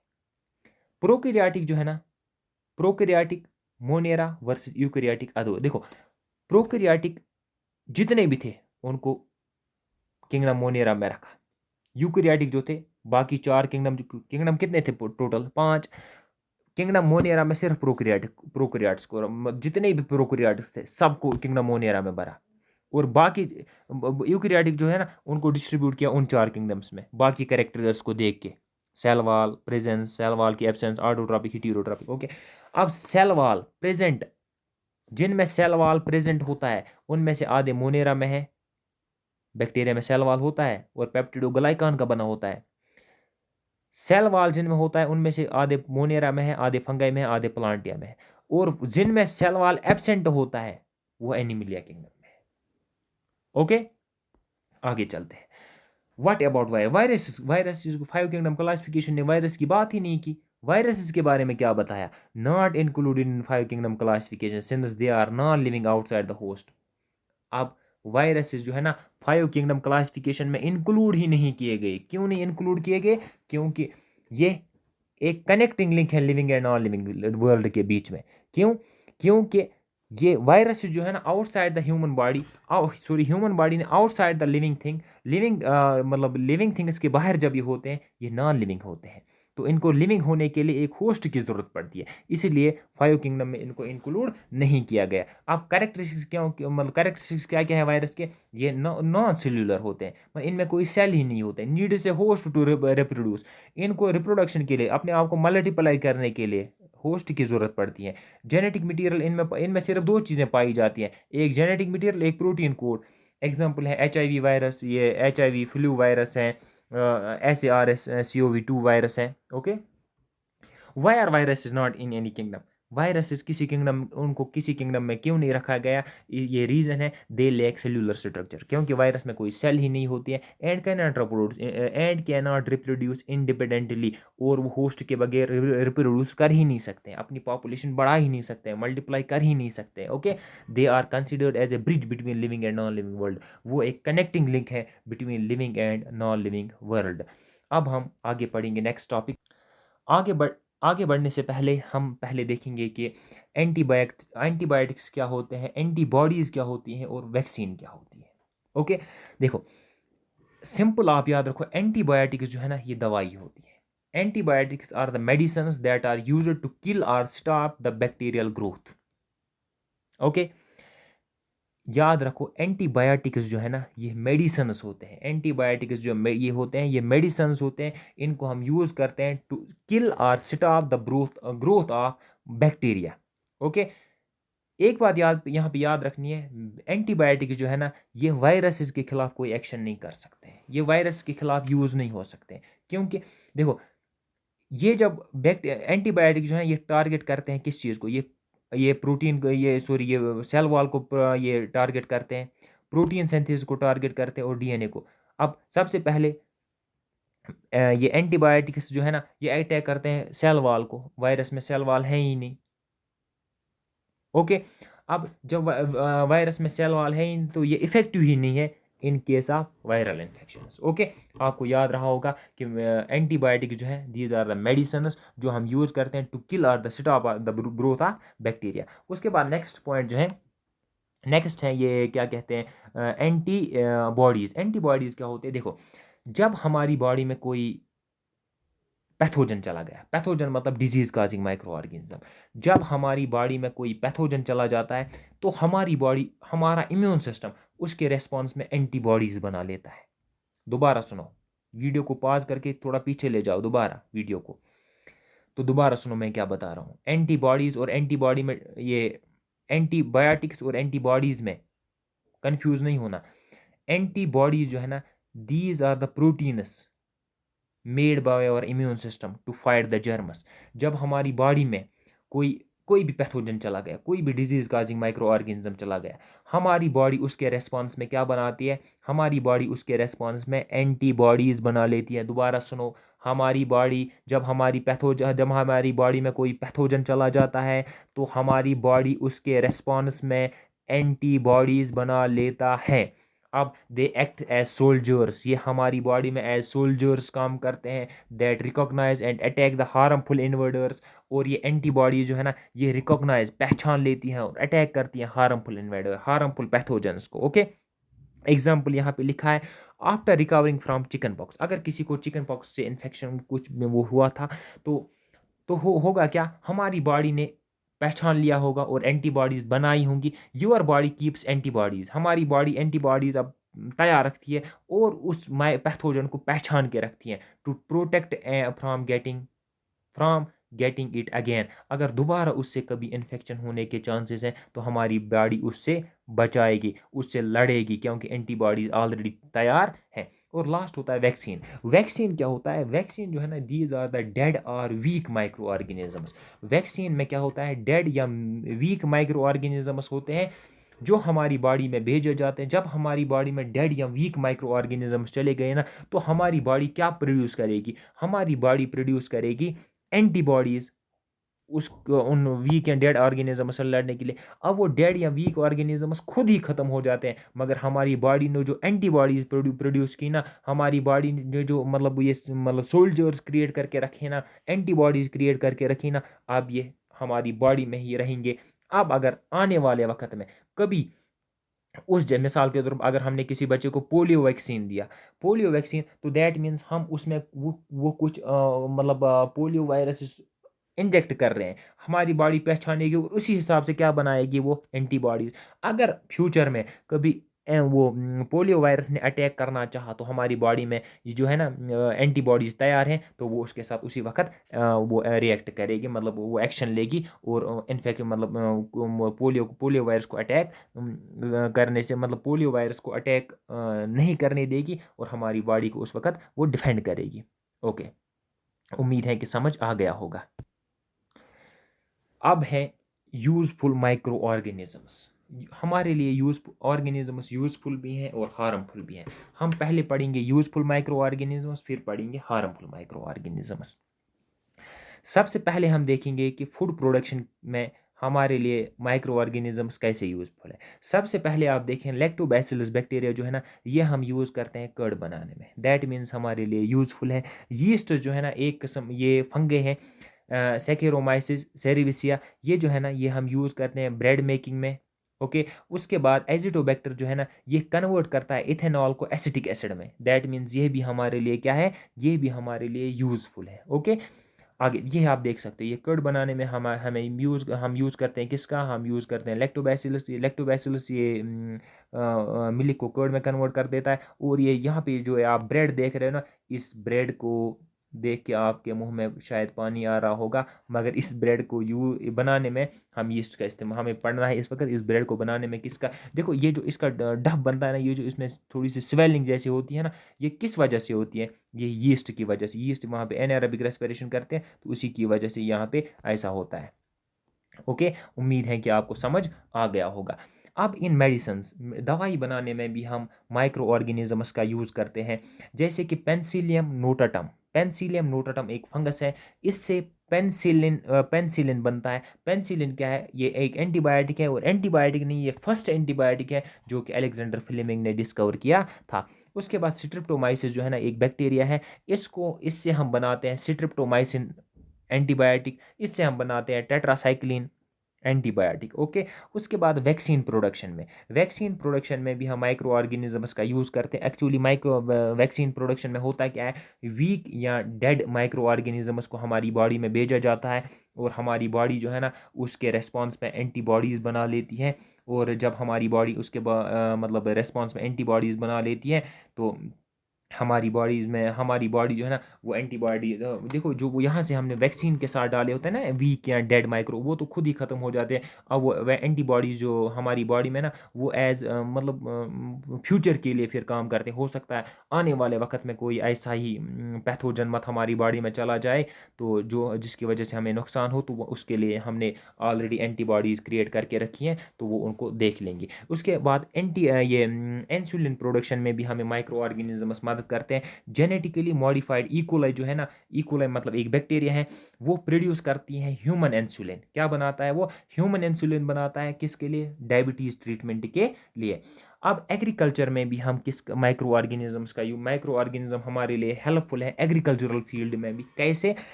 नाइट्रोजन फिक्सिंग बैक्टीरिया जो है ना, जैसे कि राइजोपियम, ये रूट नोड्यूल्स में रहता है, पी प्लांट्स के, लेग्यूमिनस प्लांट्स के, और वहाँ पे नाइट्रोजन फिक्सेशन करता है। और नाइट्रोजन फिक्सेशन मतलब एटमॉस्फेरिक नाइट्रोजन को कन्वर्ट कर देता है अमोनिया में, और वो अमोनिया में या नाइट्रेट में, ताकि प्लांट उसको क्या कर सकें?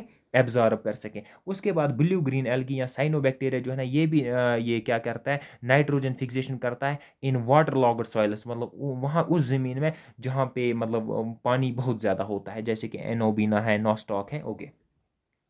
उसके बाद माइक्रोइजल फंगाई जो है ना, ये क्या करता है? Helps plants to absorb nutrients like phosphorus from the soil. ये प्लांट को एब्जॉर्ब न्यूट्रिएंट्स एब्जॉर्ब करने, मतलब फास्फोरस या बाकी चीज़ें एब्जॉर्ब करने में क्या करता है? मदद करता है। उम्मीद है कि आपको समझ आ गया हो। बैक्टीरिया तो ऑलरेडी हमने पढ़ा, और ये थे यूजफुल फंगाई। अब पढ़ेंगे हम हार्मफुल यूजफुल फंगाई नहीं, यूजफुल माइक्रो ऑर्गेनिजम्स। अब हम पढ़ेंगे कि हार्मफुल माइक्रो ऑर्गेनिजम्स हमारे लिए कौन कौन से हैं।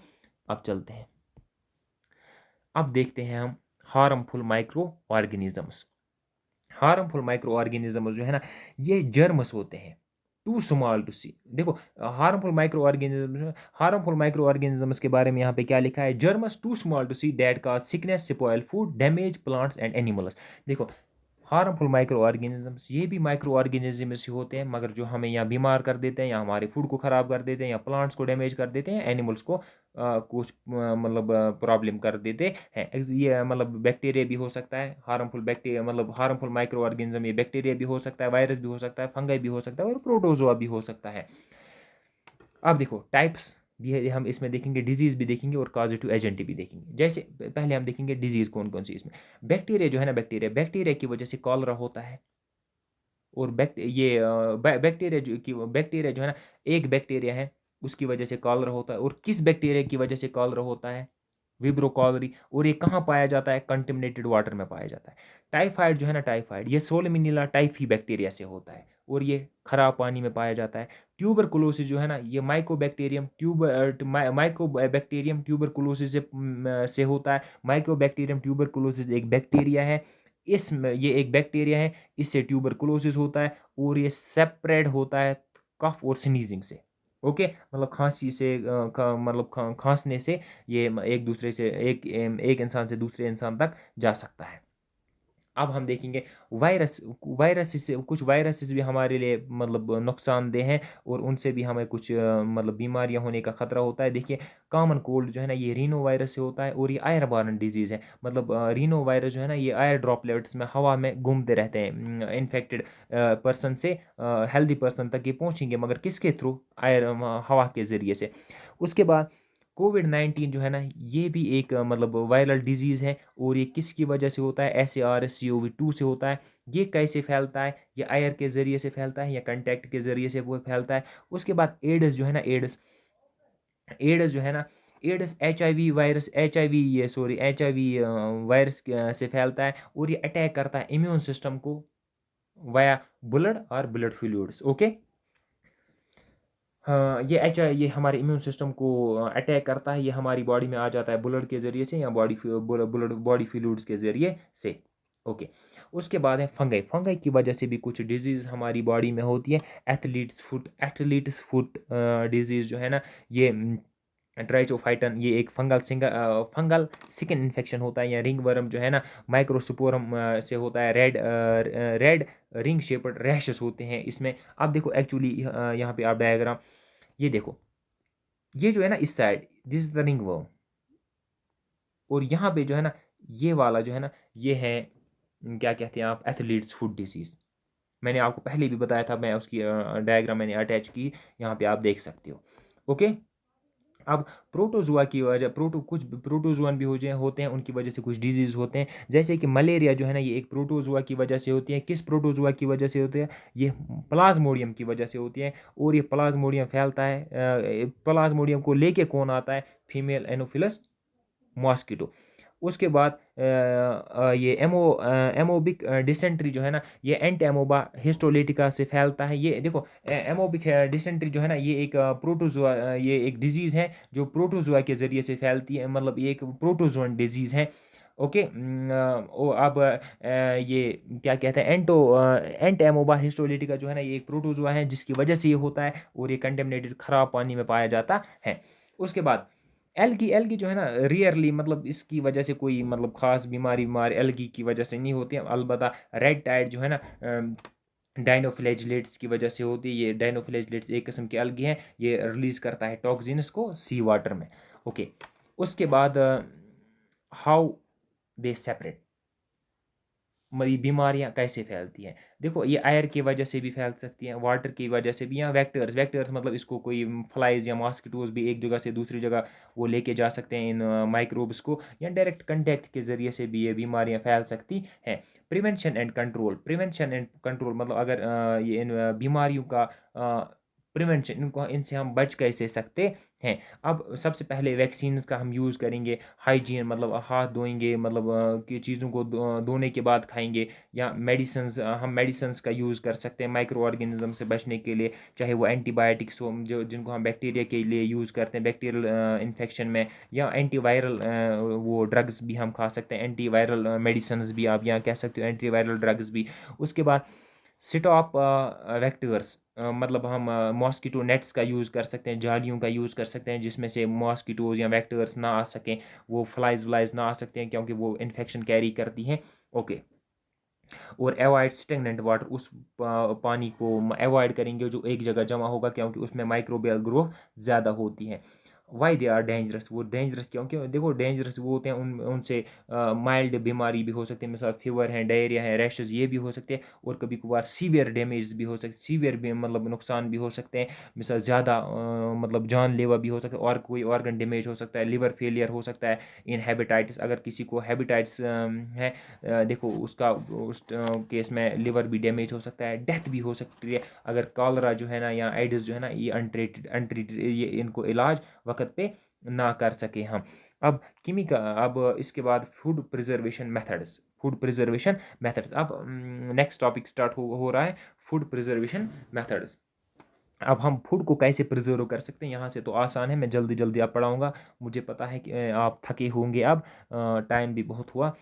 तो फूड प्रिजर्वेशन मेथड्स में हम देखेंगे कि हम अपने फूड को कैसे बचा सकते हैं। सबसे पहले हम देखेंगे कि केमिकल मेथड्स, देखो बाज़ार में कुछ केमिकल्स आते हैं, मतलब ये प्रिजर्वेटिव्स के नाम से, तो उनका हम यूज़ कर सकते हैं फूड में। तो अपने फूड को स्पॉइलिंग से बचाने के लिए, माइक्रोबियल अटैक से बचाने के लिए, या हम साल्ट का भी यूज़ करते हैं पिकल्स में, या फ़िश को मतलब माइक्रोबियल अटैक से बचाने के लिए हम साल्ट का भी हम शुगर का यूज़ करते हैं जैम्स में और जेलीज़ में, उनको माइक्रोबियल अटैक से बचाने के लिए। उसके विनेगर का भी हम यूज़ करते हैं पिकल्स में, या सोसर्स में हम ये विनेगर का भी यूज़ करते हैं। सिंथेटिक प्रिजर्वेटिव, जैसे कि मैंने आपको सोडियम बेंज़ोनेट जो है, इसका हम यूज़ भी कर सकते हैं। ये एक केमिकल प्रिजर्वेटिव है, इसका भी हम यूज़ कर सकते हैं फूड को बचाने के लिए, फूड को प्रिजर्व करने के लिए।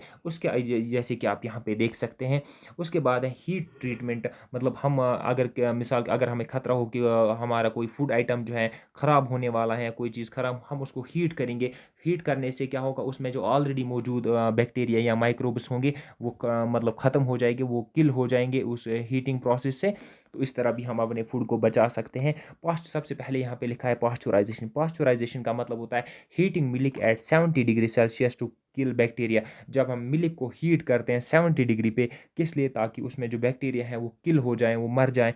इस प्रोसेस को हम पास्चुराइज़ेशन कहते हैं। या बॉयलिंग, हम कभी क्या करते हैं, किल्स जर्म्स इन वाटर। देखो, अगर हमारे पानी में, हमारे या दूध में ये बैक्टीरिया पाए जाएँ, तो हम उनसे मतलब हम उनसे मतलब बच सकते हैं। कैसे? जब हम उस पानी को बॉयल करके पिएँगे। या कैनिंग, कैनिंग का मतलब ये होता है food is heated and sealed. हमने फूड हीट किया। जब हमने फूड को हीट किया, तो उसमें जो बैक्टीरिया होंगे वो ख़त्म हो गए होंगे। तो उसके बाद उस फूड को हम मतलब कहाँ, एयर टाइट कंटेनर में, ऐसे एक बर्तन में सील करके रखेंगे जो एयर टाइट होगा। एयर टाइट मतलब जहाँ एयर भी ना जा सके। जब वहाँ पे एयर भी ना जा सके, तो माइक्रो ऑर्गेनिज़म्स वहाँ पे ग्रो ही नहीं कर सकते, माइक्रोबियल ग्रोथ वहाँ पे नहीं हो सकती है।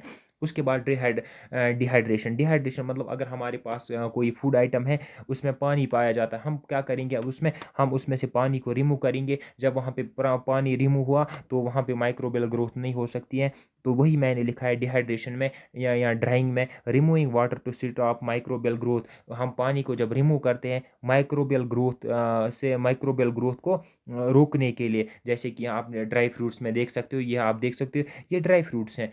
उनमें से इनको हमने डिहाइड्रेट किया है, इनको हमने ड्राई किया है। देखो, जब ड्राई करने से क्या फ़ायदा, इनमें जो वाटर कंटेंट जो है वो खुश्क हो चुका है, वो ख़त्म हो चुका है। अब जब इनमें वाटर कंटेंट है ही नहीं, तो होगा क्या? जब इनमें वाटर कंटेंट ही नहीं है, तो यहाँ पे माइक्रोबियल ग्रोथ का होना बहुत मुश्किल है। ओके, उसके बाद है कूलिंग एंड फ्रीजिंग। देखो, हम मतलब ठंडी जगहों पे चीज़ों को रख के भी उनको मतलब ख़राब होने से बचा सकते हैं।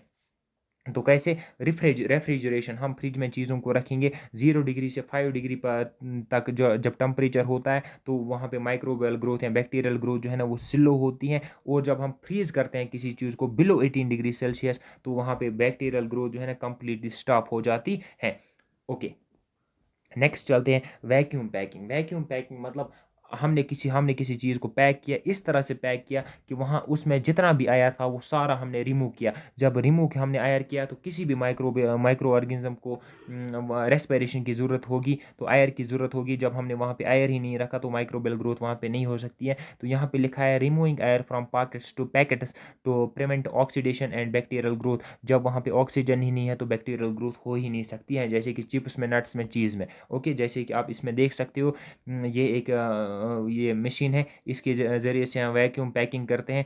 तो ये जो यहाँ पे ये चीज़ें पैक हुई हैं, मतलब इनमें जो ये बैग जो है, इनमें से पूरा हम ये क्या करते हैं, मतलब एयर जो है ना ये रिमूव करते हैं और इनकी पैकिंग करते हैं इस तरह से यहाँ पे। ओके, उसके बाद लास्ट शायद इसके ये लास्ट टॉपिक ही होगा। अब नाइट्रोजन फिक्सेशन। नाइट्रोजन फिक्सेशन क्या होता है? नाइट्रोजन फिक्सेशन ये एक the nitrogen fixation is a process of converting atmospheric nitrogen into usable form like ammonia और अदर यूजेबल नाइट्रोजन्स कम। देखो, नाइट्रोजन फिक्सेशन वो प्रोसेस होती है जिसमें हम एटमॉस्फेरिक नाइट्रोजन को हम कन्वर्ट करते हैं यूजेबल फॉर्म में। क्यों? एटमॉस्फेरिक नाइट्रोजन जो है ना, इसको प्लांट डायरेक्टली यूज़ नहीं कर सकता है। इसको पहले कन्वर्ट करना पड़ता है अमोनिया में या नाइट्रेट्स में, ताकि प्लांट इसको क्या कर सके, प्लांट अमोनिया को एब्जॉर्ब कर सकता है विथ वाटर, या नाइट्रेट को एब्जॉर्ब कर सकता है। बट वो ये एटमॉस्फेरिक नाइट्रोजन जो है ना N2, इसको डायरेक्टली वो एब्जॉर्ब नहीं कर सकता है। अब ये प्रोसेस जिसमें हम एटमॉस्फेरिक नाइट्रोजन को अमोनिया में या नाइट्रोजन कंपाउंड्स में कन्वर्ट करते हैं ना, इस प्रोसेस को हम क्या कहते हैं? नाइट्रोजन फिक्सेशन कहते हैं। Since plants and animals can not use nitrogen gas directly, जैसे कि मैंने आपको पहले ही बताया कि प्लांट्स और एनिमल जो है ना नाइट्रोजन गैस को डायरेक्टली एब्जॉर्ब नहीं कर सकते हैं। This process makes nitrogen available for the living organisms. अब नाइट्रोजन फिक्सेशन एक ऐसा प्रोसेस है जिसके ज़रिए से ये एटमॉस्फेरिक नाइट्रोजन कन्वर्ट होता है नाइट्रोजन कंपाउंड्स में, चाहे वो अमोनिया हो, चाहे वो नाइट्रेट हो। तो उस शक्ल में प्लांट जो है ना इस नाइट्रोजन को इस्तेमाल कर, ये क्या कहते हैं, इस नाइट्रोजन को इस्तेमाल करते हैं। अब नाइट्रोजन प्लांट को किस लिए ज़रूरत होता है? To for the synthesis of protein बनाने के लिए नाइट्रोजन यूज़ होता है प्लांट्स में। ओके, अब देखो आगे, how does nitrogen fixation happen. Nitrogen fixation होती कैसे है? प्लॉट सबसे पहले लाइटनिंग से। लाइटनिंग जो है ना, लाइटनिंग से कैसे होती है? देखिए आप पहली लाइन, लाइटनिंग सिप्लिट्स नाइट्रोजन। नाइट्रोजन मतलब N2, हम एटमॉस्फेरिक नाइट्रोजन की बात कर रहे हैं, एंड ऑक्सीजन। देखो, लाइटनिंग की वजह से स्प्लिट होता है N2 और O2 in air, forming nitrogen oxide that dissolves in rain water to form nitrate। देखो N2 है ना और O2 है ना, ये स्प्लिट हो जाएंगे लाइटनिंग की वजह से और ये बनाएंगे नाइट्रोजन ऑक्साइड्स। ओके, जो कि रेन के साथ मिक्स होके जो कि रेन के साथ जो कि मतलब रेन के साथ रेन में डिज़ोल्व होके बारिश की पानी में डिज़ोल्व हो जाएंगे और बनाएंगे नाइट्रेट्स। जब वो नाइट्रेट्स ज़मीन में पहुंचेंगे प्लांट्स उनको एब्जॉर्ब कर सकता है।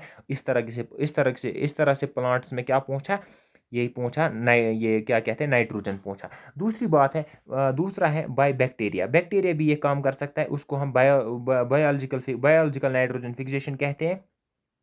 अब हमारे पास एक बैक्टीरिया होता है राइजोबियम बैक्टीरिया। राइजोबियम बैक्टीरिया जो है ना, ये root nodules of leguminous plants में पाया जाता है, जैसे पी है, बीन्स है। अब ये काम क्या करता है, ये कन्वर्ट करता है एटमॉस्फेरिक नाइट्रोजन को अमोनिया में।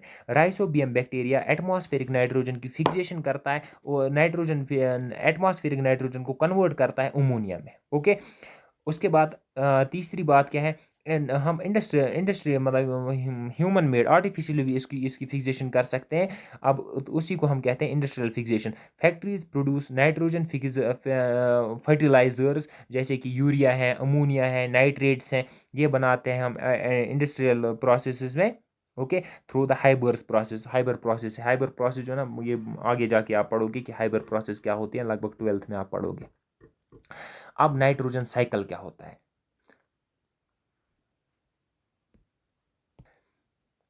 जैसे कि आपने पढ़ा होगा ना, वाटर साइकिल होता है, उसमें डिफरेंट प्रोसेसेस होते हैं। इसी तरह से नाइट्रोजन साइकिल भी है। नाइट्रोजन साइकिल एक बायोजियोकेमिकल साइकिल है, बायोजियोकेमिकल प्रोसेस है that involves conversion of nitrogen into various form. जैसे कि आपने वाटर साइकिल में पढ़ा है ना, कि वाटर कभी वो कभी उसकी इवापोरेशन होती है तो वो वेपर्स बनते हैं, कभी कूलिंग होती है, कभी कंडेंसेशन होती है, कभी प्रिसिपिटेशन होती है। इसी तरह से यहाँ पे भी नाइट्रोजन साइकिल जो है ना, एक बायोजियोकेमिकल केमिकल प्रोसेस है दैट इन्वॉल्व, जिसमें क्या होता है, conversion of nitrogen. Nitrogen convert होता है वेरियस फॉर्म्स में। कभी ये बेचारा नाइट्रेट बनता है, कभी नाइट्राइट बनता है, कभी N2 बनता है, कभी और कुछ बनता है। कब, जब ये व्हेन इट मूव्स बिटवीन, कभी ये एटमॉस्फेयर में होता है, कभी ये जब एटमॉस्फेयर में होगा तो N2 की फॉर्म में, जब ये सॉइल में होगा ना तो अमोनिया या नाइट्रेट या नाइट्राइट की फॉर्म में होता है, जब ये ऑर्गेनिजम्स में होता है तो प्रोटीन्स की फॉर्म में होता है। कहने का मतलब ये नाइट्रोजन जो है ना, सर्कुलेट करता रहता है। अब इस प्रोसेस को हम नाइट्रोजन साइकिल कहेंगे। The cycle contain सर्वल steps. अब नाइट्रोजन फिक्सेशन में बहुत सारे स्टेप्स आते हैं, इंक्लूडिंग सबसे पहला स्टेप नाइट्रोजन फिक्सेशन, फिर एसिमिलेशन, फिर एमोनिफिकेशन, नाइट्रिफिकेशन, डीनाइट्रिफिकेशन। ओके, अब देखो सबसे पहला स्टेप नाइट्रोजन फिक्सेशन। पहले ही मैंने बताया एटमॉस्फेरिक नाइट्रोजन को अमोनिया में या नाइट्रेट में एन देखो एटमॉस्फेरिक नाइट्रोजन मतलब N2, इसको कन्वर्ट करना NH3। NH3 मतलब होता है अमोनिया, अमोनिया में कन्वर्ट करना या NO3, NO3 का मतलब होता है नाइट्रेट। एटमॉस्फेरिक नाइट्रोजन को अमोनिया में या नाइट्रेट में कन्वर्ट करना, इसी प्रोसेस को नाइट्रोजन फिक्सेशन कहते हैं। ये लाइटनिंग से भी हो सकती है, ये बैक्टीरिया से भी हो सकती है, राइजोबियम बैक्टीरिया, और ये इंडस्ट्रियल प्रोसेस भी मतलब इसको हम मतलब इंडस्ट्रीज में भी, फैक्ट्रीज में भी इसको हम ये प्रोसेस कर सकते हैं आर्टिफिशियली। ओके, अब एटमॉस्फेरिक नाइट्रोजन जो है ना N2 is converted to ammonia, ammonia में कन्वर्ट किया जाता है और नाइट्रेट्स में कन्वर्ट किया जाता है। नाइट्रेट्स मतलब NO3 बाय लाइटनिंग और बाय बैक्टीरिया, चाहे वो लाइटनिंग से हो या बैक्टीरिया से हो, और इसी प्रोसेस को हम नाइट्रोजन फिक्सेशन कहते हैं। ओके, उम्मीद है कि समझ आ गया होगा।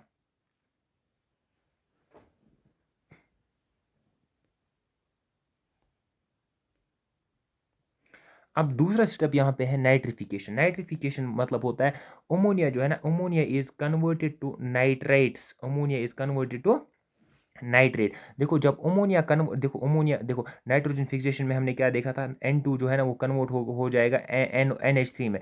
अब देखो यहाँ पे NH3 को कन्वर्ट किया जाता है NO2 नेगेटिव में, NO2 नेगेटिव में को कन्वर्ट किया जाता है NO3 नेगेटिव में। अब नाइट्रोजन NH3 को NO2 नेगेटिव में कन्वर्ट करने का काम करता है नाइट्रोसोमोनास बैक्टीरिया, और NO2 नेगेटिव को कन्वर्ट करना है NO3 नेगेटिव में, यह काम करता है नाइट्रोबैक्टर, और इस प्रोसेस को हम नाइट्रिफिकेशन कहते हैं। उसके बाद है absorption by the plant. Plant इस नाइट्रोजन को कैसे एब्जॉर्ब करता है। अब देखो सबसे पहले हमने नाइट्रोजन फिक्सेशन पढ़ी। नाइट्रोजन फिक्सेशन में एटमॉस्फेरिक नाइट्रोजन कन्वर्ट हुआ किस में, एटमॉस्फेरिक नाइट्रोजन कन्वर्ट हुआ अमोनिया में। फिर नाइट्रिफिकेशन में ये अमोनिया जो है ना कन्वर्ट हुआ नाइट्राइट में और नाइट्रेट में। उसके बाद तीसरा स्टेप है एब्जॉर्प्शन।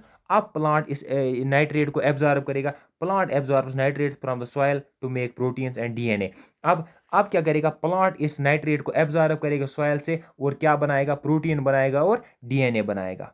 ओके, उसके बाद क्या होगा, कंजप्शन बाय द एनिमल्स। अब प्लांट्स के पास नाइट्रोजन पहुंच चुका है, अब प्लांट्स को कंज्यूम कौन करेंगे, एनिमल्स। अब ये नाइट्रोजन जो है ना डायरेक्ट अब किन किन के पास पहुंच चुका है, एनिमल्स के पास पहुंच चुका है। अब डिकम्पोजिशन एंड अमोनिफिकेशन या ऑर्गेनिक, अब देखो प्लांट्स भी मरेंगे, एनिमल्स भी मरेंगे। अब डेड प्लांट्स और एनिमल्स इनकी डिकम्पोजिशन होगी और ये नाइट्रोजन जो है ना बैक्टीरिया इसको दोबारा किस में मिला देंगे, मिट्टी में मिला देंगे। मगर किस फार्म में, बैक्टीरिया इसको जब मिलाएंगे ज़मीन में ये कन्वर्ट होगा तब अमोनिया की फार्म में। ओके, अब डेड मैटर जो है ना यहाँ से अमोनिया निकलेगा और ये दोबारा जाएगा किस में, सॉइल में। ओके, अब यहाँ पे अब जब यहाँ से अमोनिया निकला और दोबारा सॉइल में कन्वर्ट हुआ, फिर क्या होगा, फिर होगी डिनाइट्रिफिकेशन। डिनाइट्रिफिकेशन का मतलब ये है कि कुछ बैक्टीरिया, कुछ सॉइल बैक्टीरिया ऐसे हैं जैसे कि सीडोमोनास है, ये कन्वर्ट करेगा नाइट्रेट को या अमोनिया को, किसको, नाइट्रेट जो है ना इसको दोबारा कन्वर्ट करेगा किस में, इसको दोबारा कन्वर्ट करेगा नाइट्रोजन गैस में। इस प्रोसेस को हम डीनाइट्रिफिकेशन कहते हैं। उम्मीद है कि आपको समझ आ गया होगा। इसके बाद अब लास्ट टॉपिक ये सच में, अब यह लास्ट टॉपिक है, ये है diseases, their causative agents and prevention and control. आप ये देख लें, ट्यूबरकुलोसिस जो है ना, मैं जल्दी से पढ़ता हूँ क्योंकि लेक्चर बहुत लंबा हो चुका है।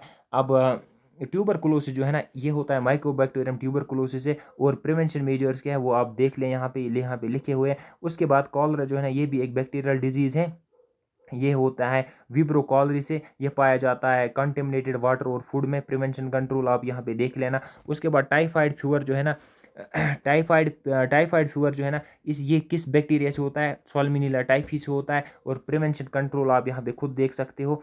उसके बाद टेटनस जो है ना ये एक डिजीज़ है, बैक्टीरियल डिजीज़ है, और ये होता है क्लॉस्ट्रीडियम टेटनी से। ये हमारी बॉडी में एंटर करता है वाउंड से, जख्म अगर किसी जगह पे लगा होता वहाँ से ये एंटर करता है हमारी बॉडी में। उसके बाद नेक्स्ट है कोविड-19 जो है। कोविड-19 जो है ना ये इसका एजेंट था, कैरियर एजेंट, मतलब ये किस वायरस से होता है, ऐसे ये अब वायरल डिजीज से स्टार्ट हुई, ये SARS CoV-2 से होता था। अब ये भी आप देख लें, आप पढ़ लेना यहाँ पे। मैं स्लाइड्स को जल्दी जल्दी से लेके चलता हूँ